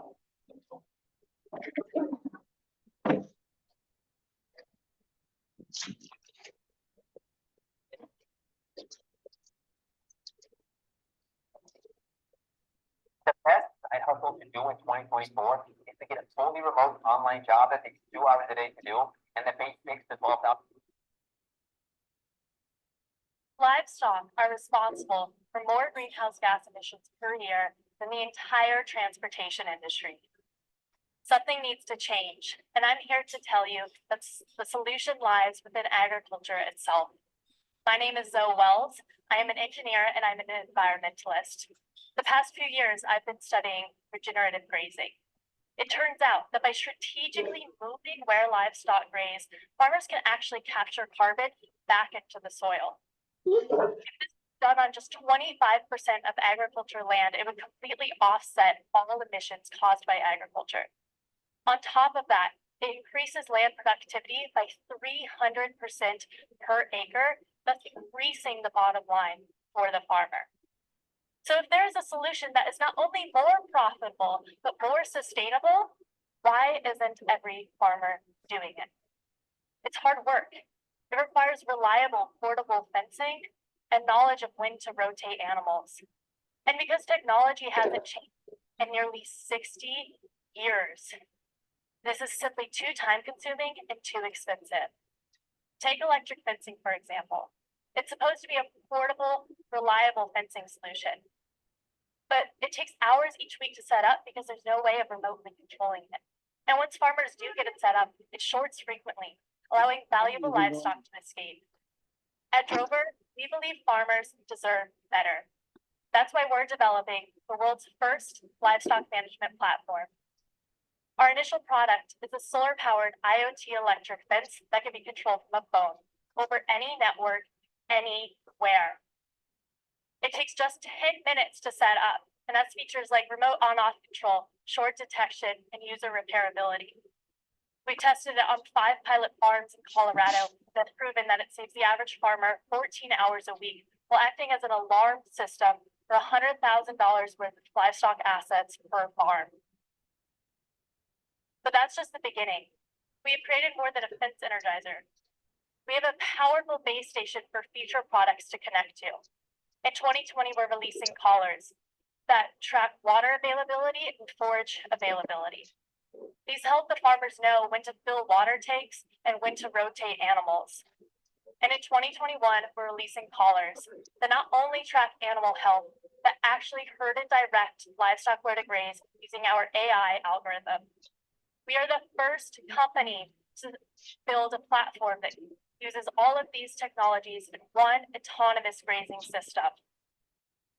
And we're quickly moving. In the last year, we have built a prototype to a working product and just took 60 pre-orders.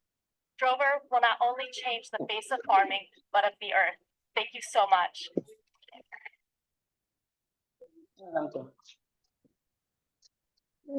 I'm a big believer in regenerative grazing. There's a really cool ranch called Tomcat in Pescadero, California, which I visited many times. And they work with a conservancy in California to try to educate other farmers. But their neighbors could see how successful Tomcat was and how much water they had and how they had better. They're having a terrible time educating other ranchers about how to do this. So how are you going to get this out there? Yeah, so you're right. There are a lot of organizations that understand the real benefits of this. The main issue is some ranchers don't care about the environment, and that's fair. So they care about their yield. So we're teaching this in 2 ways. Like, yes, it's good for the environment, but it's going to increase your productivity per acre by 300%. You're going to be way more profitable. So we do that by quantifying all of these financial metrics, and then also we're working on partnering with farms like that already have the environmental data. Where are you with the competition? I'm thinking about from my home country, New Zealand. Gallagher Electronics dominate the industry in a lot of countries, and how do you compete against them? Yeah, so obviously Gallagher is an incredible company. They have a lot of products. They haven't been innovating their fencing that much in the past 60 years. So that's why we started with the fence, and it's easy to farmers understand how to use it. We have additional benefits, and then we go beyond the fence, which is something Gallagher and a lot of these other companies kind of bloated business models aren't doing. You talk about AI. Where are you going to get the data from to train your AI algorithms? So we're using a number of things. My co-founder actually has a cohort of 10,000 farms in Zambia, and we're working with cattle ranchers there who actually herd cattle by actually tapping on them and using a series of sounds. So we're tracking all of that and then building it into the platform. And then working with animal scientists as well. Could you talk about your pricing? Yeah, so our business model is actually mainly subscription. So we're a hardware product and a software. They can buy the hardware for a one-time upfront cost. We don't make very much margins off that. We're not trying to sell that for a lot of money. Our real revenue model is in the subscription, and this proves to actually be more affordable for the farmer and also better for the business. Do you use suppliers then for the hardware? What was that? Suppliers. Do you use suppliers for the hardware, or is it your picture that you want to produce it yourself as well? Yeah, we're partnering with one manufacturer in China for our circuit board, and then we're manufacturing the rest in-house. And the fences, I mean, they're portable fences, right? So we build the fence energizer, which is the power source. And so our fence energizer can connect to any fence that's already set up for electric anywhere. That's all we have time for. Thank you. Thank you so much. Austin Bieber. Do not set it and forget it. I see how they Okay. do this, where they labor over So- designs and features, and they build this perfect product. Sorry.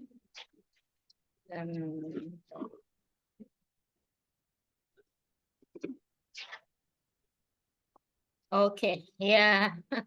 So how was that experience? Although I paused it to ask, in your own view, hello, can you hear me? Yes, we can hear you. Oh, great. So in your own view, who do you think will be the winner from the 5 presenters? The engineer. Who should win? The engineer? Yes, the one that came with sample of his product. Yeah. Okay, so who else? Your own view, you know, putting yourself as a judge now, because that's the way it is. So who else? So the engineer, why do you think the engineer should win?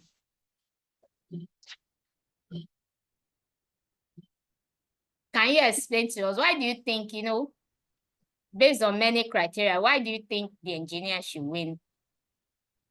It was very expressive. He came with facts and figures, and he also came with evidence of what he's working on.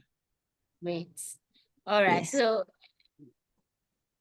who else want to share with us? Who do you think should win, you know, from those that came to present? 5 of them. The solar. Okay. Okay, the solar. So why should the solar person win? David, maybe you want to explain to us why the solar person should win.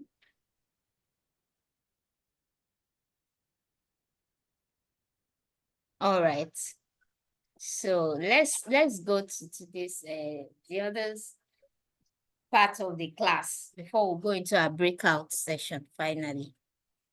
Now, here is a business template, simple business template we use for this session. If we have been asked to send in your pitch deck, this is a simple template we use just to guide you. You can modify it. You can also expand it when you are sending in your pitch deck. But this is just a simple one. And what we want from you is already giving you a pointer to what you should fill. Your business name, summary of what your business does and your location, what is your product and what are its uniqueness. Then the next slide, you have the target audience. Who are your customers? Where are they? Tell us everything about your customers. So you need to also share in your slide everything about your target audience, young professionals, retirees, and the likes. Let us know. How did it begin? How it began, write about how your business, how it all started, which year did you register it, what have you done so far, what level is your business now, write about the stage your business is and how far you have come. So we want to also know this. And here we have your financials, your startup capital requirement. What do you require? This is just a simple template to guide you. Using this, you'll be able to fill in your business and you have a pitch deck, which you can keep modifying as time goes on. So your activity, your detail, your amount, pre-opening expenses, your startup stock, your initial operating expenses, and the total startup capital. How much is it? Then sources of funds. Where and where will you get the fund? Your source, the personal fund or equity. Is it loan? Is it investment? Then your total. We want to see all this in this you're working when you are submitting your pitch deck. Then your financial indications, number of months you are projecting. You have here 24. What's your total turnover? What's your total gross profit? Then what's your total net profits? You state that also. Then your competitive edge, tell us about what stands you out. Who are your competitors? Of course, you list all your competitors. Then how do you stand out from others? Write about the stage your business is and how far you have come. We want to also see that. Okay. Then yeah, your contacts, and that's all. So it's just a 6-slide pitch deck template that we use as a guide. And we shared, this will also be shared with you. So you can use this to practice your 2 minutes pitching, practice your 60-second pitching, practice your 15-minute pitching using these simple templates to guide you on what to write and how to answer those questions that is requested of you in your pitch deck. So this template will be shared in the group. So what I want is when you go into your breakout section, that same business idea you discussed that last time. Last week, we had a business plan class. So you went into that breakout session. So your group team, that business idea that you came up with, you are going to put it up in this pitch deck also. So that is all we'll be doing in your breakout section for today. But before we go into the breakout section, only one person told us our own view of who should win. Okay, 2, the solar and the engineer. So now let's go to the end of the video and see who actually won before we go into the breakout section. And then we'll call it a day for today's class. Okay.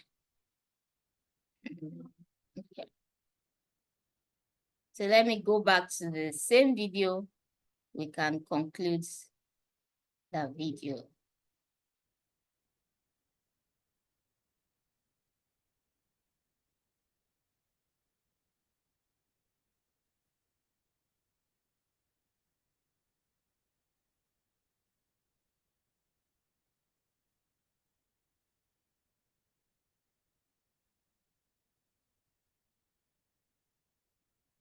And housing. With over 1 million job opportunities nationwide, working in Canada presents more opportunities than ever. With MBC, you can find And the fences, I mean, they're portable fences, right? So we build the fence energizer, which is That you've built so far, and for the incredible solutions that you're bringing to market all around the world. I want to pause and thank our judges again for volunteering their time. They're going to have a tough decision. Again, the final winners will be announced at the closing plenary session. So come back here in a couple of hours to hear the final winners. We're going to give our judges a little bit of time to make their final decisions. But thank you again, judges, for being here, for not only volunteering your time, but also providing the resources. Over $650,000 US worth of entrepreneurial resources are going to be up for grabs at the finals, at the plenary session later today. And these sponsors, Amazon, Consumer Technology Association, Google, IBM, Microsoft, Philips, Silicon Valley Bank, we couldn't have done this without them. Please give our sponsors and our judges a round of applause. So for entrepreneurs in the room that are interested in the GIST program, as a GES participant, you can go to gistnetwork.org, GIST network.org, find entrepreneurial resources for your business, and there's a U.S. business incubation program. The application is currently on the GIST website, and you can apply for that.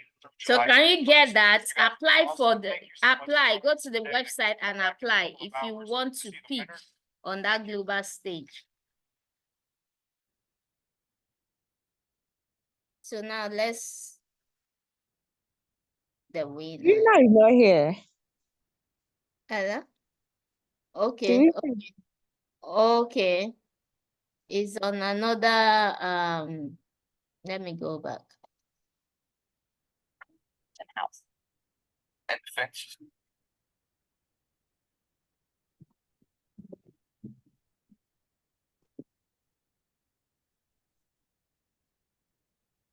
Congratulations to the 2019 GIST Catalyst winner, Christina York of Spellbound. Spellbound uses immersive augmented reality technology to increase patient cooperation with treatment. Can you see the winner now? The health person. Wow. Can you see Christina York? The lady that talked about the health initiative. So she actually won. In fact, she's also my winner, but I didn't want to He's come. also your winner. You didn't talk. Yes, yes, it's true. I had that in mind. Health, because she really spoke well, and all her plans are just good. Yes. So you can see. So proud of my team. All right. She's also my winner also. Oh, see you. I thought you winning. See, everybody's winner. Salute them. I picked her in my mind. Okay. So you can see that pitching is very interesting. Can you imagine? You picked her in your mind. Yes, now. After she had already won. Oh, but That's so now. the presentation was very good. She talked about health, and all that she was very Follow good. So that's the way it is. Pitching, you need to really prepare for it. In fact, you might think when you get there, you will win. At the end of the day, you'll be disappointed. So when you go for pitching, relax your mind. Just do your own. Let God just help you. You understand? Look at those questions that the judges were even asking. It was even enough to push anyone out of the game. Okay, so at this point, I would like us to go into. Let me check.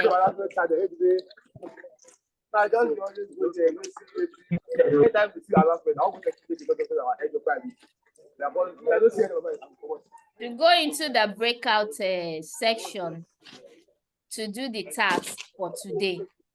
So you have the templates. Ask you all to share, Gary. All right. Put up the business in the template. So when we come back, you get a representative that will pitch. That will be pitching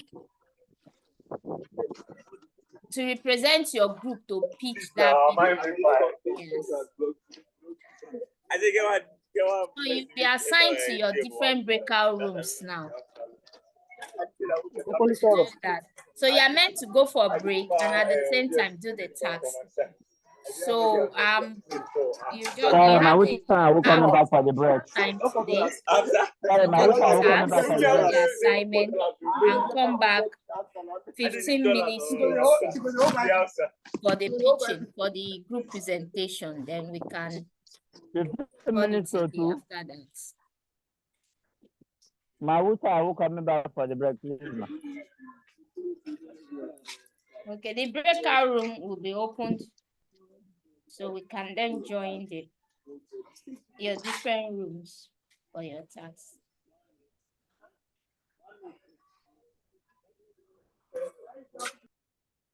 The pitch will be for how many minutes?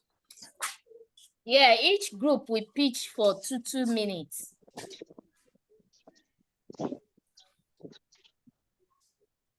That's when you come back, but you need to go to your breakout session to deliberate and then get it.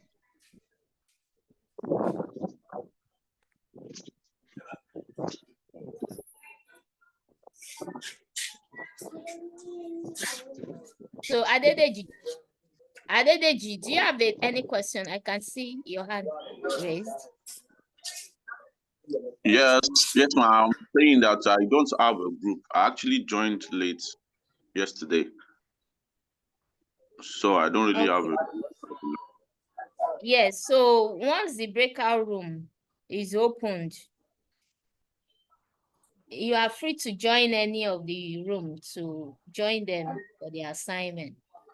All So right. any All right. question on today's presentation before we go into our breakout room, while the admin is getting ready to share us into our various rooms? So questions, let's take questions.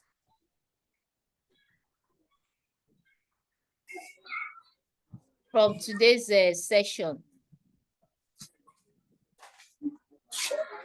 Hello. Yeah. They just concluded Smedan what is it conference like this that was held in Abuja. Okay, MSME conference. Yeah. Yeah. I applied for it. Okay. So I got disqualified. Okay. But at with, what stage? At application stage. Okay. Why? 10 people were only selected. 10 people were only selected. Yes. It's always like that. So with the look of those that were selected that I look into, I got discovered that the program was not actually requesting for ideas. They are actually requesting for business that are already operating, existing businesses. Yes, now, you know, we said it that you need to look out for what they are asking for. Is it existing, you're already existing, or idea stage, or a startup stage? You need to know before you send in your application. So that's what I saw, and I want to ask that maybe idea pitch will be quite actually different from an existing business pitch. Yes. Idea stage means that you have not started. You are just thinking about it. You have the idea, but you've not started because maybe you don't have funding. You are thinking of a lot of challenges. So as a result of that, you did not even launch the business. You didn't get it registered. You are not doing anything. You are just having it idea stage. We have organizations that fund idea stage. That is it. We also have organizations that fund startup stage. Startup stage meaning that you've started the business. You're under age 1, age 2, you age need 3. more funds. Startup. It is not. Then you have existing business. Existing business. Sorry, I'm hearing noise at the background. I'm explaining your question. So existing business. Please, can you mute yourself? Who is that? So existing business means that a business that you're already doing is already in existence. You have registered it, you've incorporated it, you started running, you have your team, you have everything on ground. That's existing. Yes. So it's different from startup and it's different from idea. That's why I said you need to do your research to know what they're asking. If they're asking for existing businesses and you are in startup stage or you are in idea stage, why do you want to submit your proposal, or why should you apply? They will not pick you now because you are not their target audience. They are not looking for you. And behold, thousands of people will apply for this same call.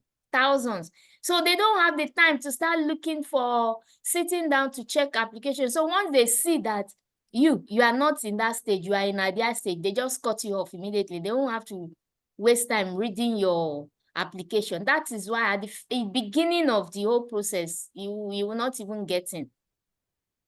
That's the way it is. So next time, find out what stage are they calling. MSME Africa. I know MSME. So it's just few people they want. In fact, like I said, it's not all application you want to apply for. It's not all. Check first before you go into it, before you enter into wahala of heartbreak. When they send you all those kind of message that we are sorry, at this point, we can't move on with you. You know, it can be frustrating and heartbroken. So to avoid all that, don't just waste your time in applying for some things, not all. Okay. Hello? Did you get that? I just explained that. Thanks for the explanation, ma. It's the person that had the heartbreak now. That's what So that's the way it is. When you receive those messages, it can be so frustrating, annoying, and so disappointing that I know because I've also received a lot of rejection like that because this is what we do all the time. So that's the way it is. Most of those email doesn't do us well, but then we have to carry on, keep applying to the one that really suits you. So, but then do your research. If you do your research, you won't send in your proposal to some application that there are some calls when I see them, I just said, no, I can't waste my time applying for this. There are some I can say, oh yes, is a go-to, so I will do that. I will send in my application. So as you go in this entrepreneurship journey, learn to take out some and learn to go for. Not all calls you should go for to avoid the story that touches like this. So the rooms are open. You can join the rooms.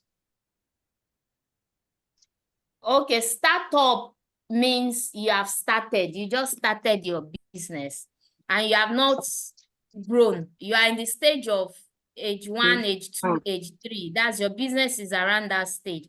So investors like to fund startup because they want to help startup.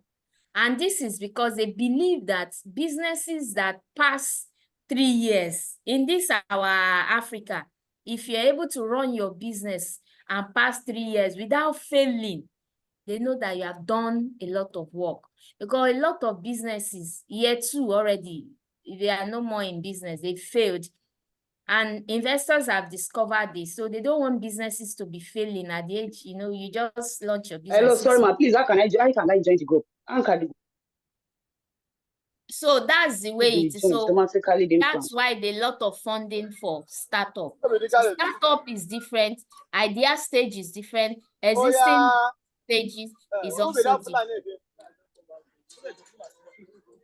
Now, to join the group, they shared the group has been opened. You have to click and then join each of the group that is being assigned.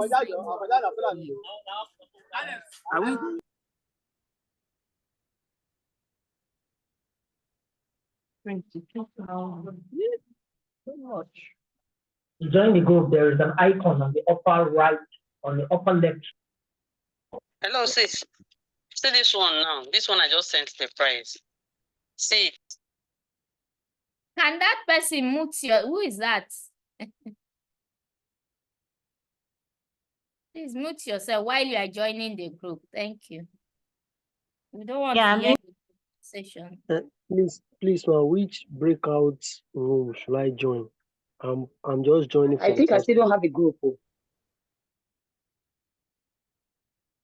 I think if you are just joining for today, just look for one group and join, because you have to follow as in join people that have been here before, so you understand. So you will not be just lost and thinking of what are we supposed to do. Just look for any group and join. Thank you. So there are still some people that have not joined. How do we do that? How do we do that? How do we do that? Okay, please, can someone explain? Because the view from my end is different. So maybe someone that's joined should just explain how view is. Okay, so look up at your left-hand side. You will see a colon and words that says join breakout room.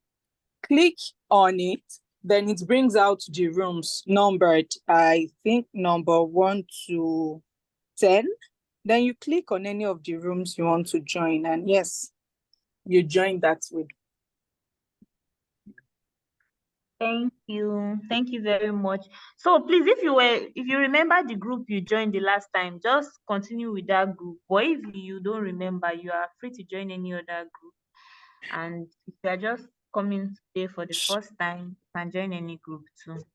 So I'm still All seeing right, some people. please. Oh, okay. A good number of us have not joined. So she said you should look at the top left corner of your screen. At the top right corner, you see join breakout room. Just look for where it is written join breakout room on your screen. Once you click on it, you can now choose the group to join. Please, if you know that you were in room 8 last week, kindly join room 8 so we can progress. Last week, under BMC, we talked about bread making. So if you know we were in the same group and we talked about bread making, that is room 8. Please join room 8 and let us pick it up from there. Thank you. Thank you for announcing that. So the rest of you, if you've not seen your members, you can as well announce and remind your people what you could discuss so that people can, because some people may not remember the exact number. So if you did not see your members, just unmute and announce what you could discuss. And if you know anybody's name, you can see the person on the call, you can call the person. Thank you. So I will still have about 12 people that are yet to join any group at all.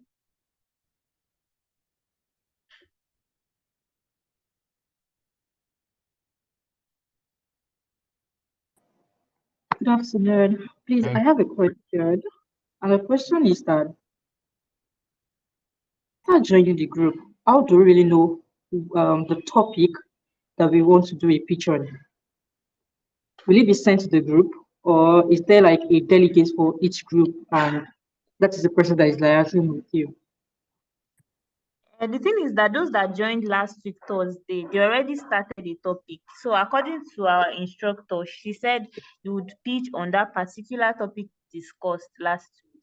So if you are in a group and all of you are new, you can pick a new topic and now follow up on what you've learned today to prepare your pitch. But for those people that joined last week, they already know what they are discussing because they started a conversation on that before. And if you are joining a new group, but you were around last week, you don't just remember your group, you can as well do a summary of what you did previously for the people that are new in this group you just joined, and people should pick it up from there. There's no time more, so let's not just be quiet and waiting for first to talk. Once you join your group, be the first person to talk. Thank you. Thank you.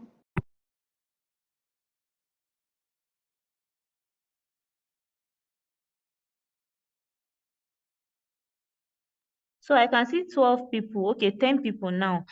If in the next 4 minutes you have not joined any group, I will throw you inside any group that I see that people are not playing together. So if you want to continue from your previous group, is now is the right time to join. If not, you will find yourself in a group and you will participate in that group. Thank you. Yeah, I'm meant to join group 7, but I can't see any link to join the group. So now look at your screen, look at the top of your screen and look for where it says join breakout room. Once you can locate where it is written join breakout room, click on the join breakout room and it will show you different numbers, different rooms. So you click on 7 there. Please let me know when you've been able to do that. I can't find any on my screen. I'm not seeing any join breakout. Okay, I'm coming. Let me see. Okay, I've seen it. Okay. So is there anybody that is still yet to find join breakout room? We are still 8. Okay, let's say 7. We are still 7 now that are floating. I'll start calling names though. Adebayo, Abdulaziz, you are yet to join a room. Diana, you are yet to join a room. Gift, you are yet to join a room. Julius, Mohammed Abdurrahim, yeah, you are still floating. You've not joined any group. Please, who is still using unlicensed room? I think, okay, when we come back together, please, if you are not using your real name, the name that used to register for this program, please kindly change it as soon as you come back to the main group. Thank you.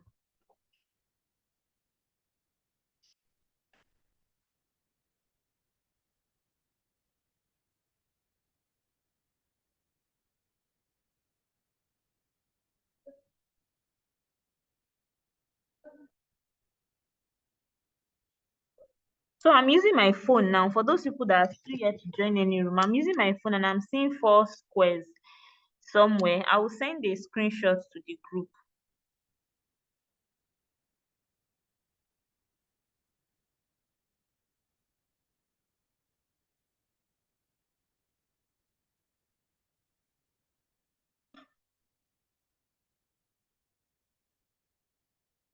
Hello, madam. Can you hear me?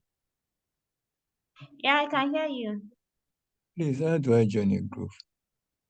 So I'm sending, check your screen. You will see under where it's is written recorded. Can you see where REC is written on your screen? No. Okay. Just the bar chart, React, and React No, accompaniment. it's on top. It's on top. It's not At the down. top. Yes, you Okay. see where it's written recorded. REC with microphone that is red. Under it, you see 4 squares. I will send a screenshot to the group. Just go to the group. You will see the screenshot Okay. I'm about to send. So you will see where what I highlighted. You click on that breakout part. Please let me know when you see it.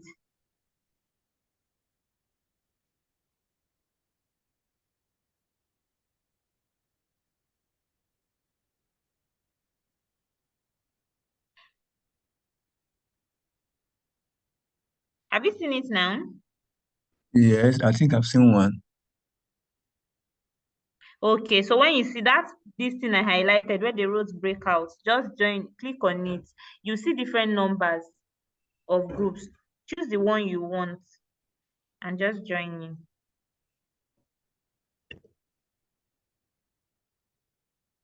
Once you click on a room, it will show you, you'll be able to join.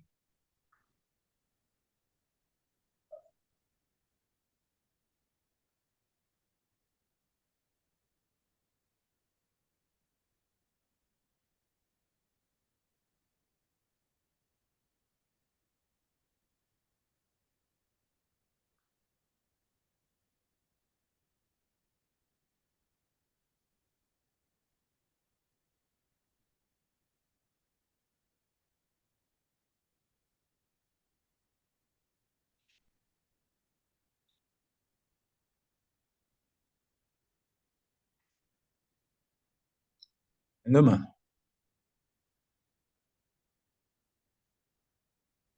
Hello, ma. Yeah, I'm here. Have you been able to join the group? The one I saw has actually disappeared. But I can see that in recording here. And when So I you have see to the follow them. recording, you will see a 4, as in 4 square under the recording. I just sent a screenshot to the WhatsApp and the Telegram. Okay, So you will see the recording, that 4 square, 4 under the white recording. squares. Yes, under the recording. Can you see it? Is it the one they wrote? Yes, they wrote Yes. Net Company Factory. The roads break out. So when you click on that 4 square, Not it will show appearing you there. a list of rooms 1 to 10. And you click on whichever room you want to join. And I On can my as well screen, there is assign none. you. Which group do you want to join? Let me just assign you to the group. 4. Which group do you want to join? Group 4. Group 4, okay. So I've sent you to group 4. Okay, I've seen it now. Mm-hmm. Yeah, I will start throwing people inside group. Oh.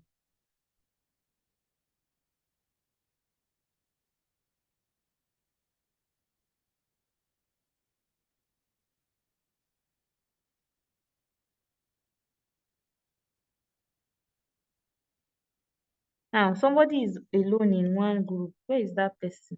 You need to leave that group. If I've assigned you to a group, kindly click on join. Some people are just on this call, they are not online. Maybe they are in the shop selling market. And they've forgotten that Zoom meeting is on. Please join your meeting as you sell market. Oh, thank you.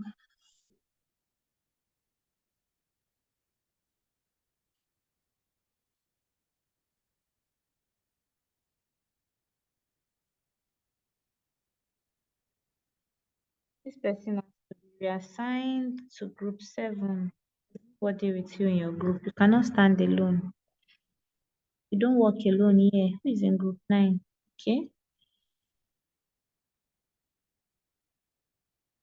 Moving you to group 7.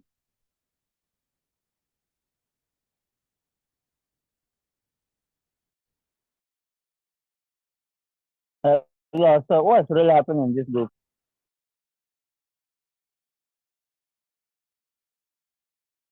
Can you hear me? Everybody has gone to their breakout room. Maybe you just logged back in or you have been thrown out of your group, but everybody is in the breakout room. So which group do you want to join? Were you around last week Thursday? Which group were you last week Thursday? Let me just assign you to that group immediately. Can you hear me, Tochuku?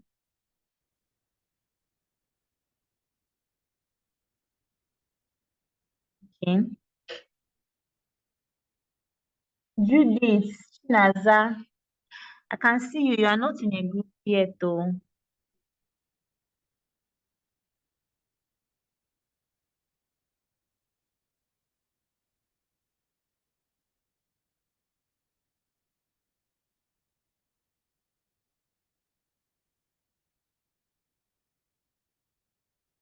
Yes, please. I don't have a breakout now. Yeah, I just assigned you to one. Join the group, please. Check your screen. I just assigned you to a group now. Diana.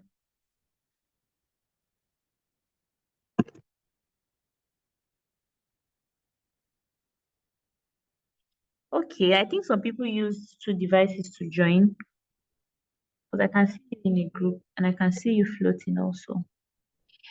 Please, if I've assigned you to a group, go and click and join your group. Oh, thank you.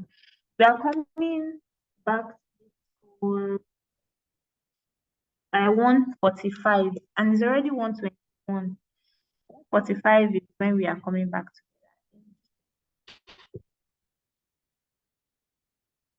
Same group is Ufoma. See if I can see Ufoma's group. Hold on. There is Ufoma.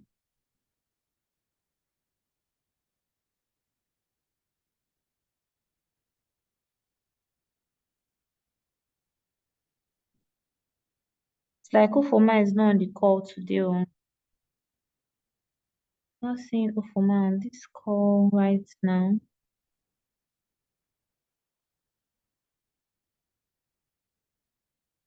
If you cannot find Ufoma's group, just join any group because there is no time.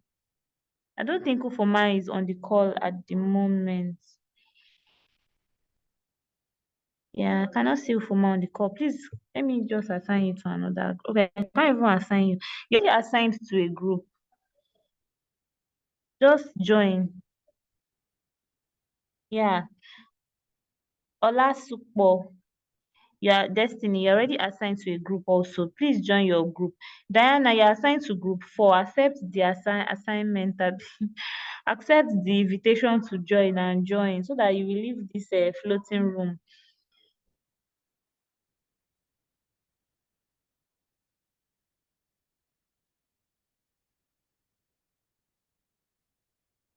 David, you're already assigned to room 3 and your group members are already discussing. Please join group 3. Oh, the invite is there already. Julius, you have come back. Let me see. But because in that group 4, I only met one person, one Mohammed. Hello, ma.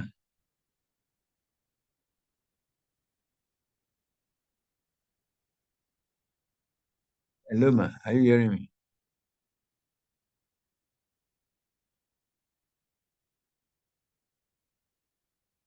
Hello, ma.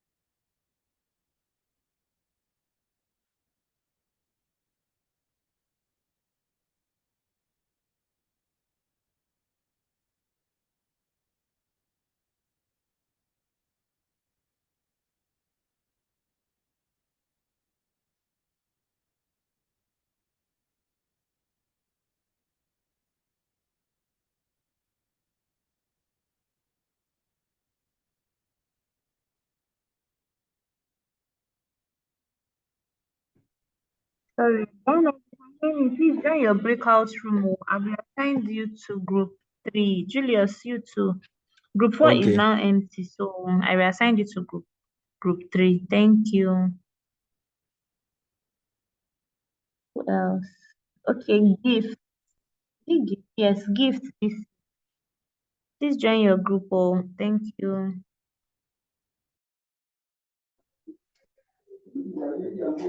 Ma, please, which group?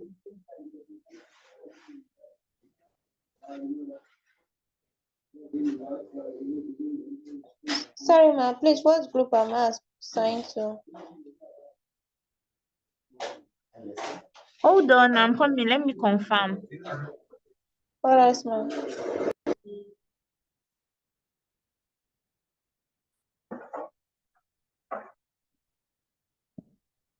Okay, let me assign you to group 2. All right. Yeah, please join the group. I've assigned you to group 2 now. Thank you.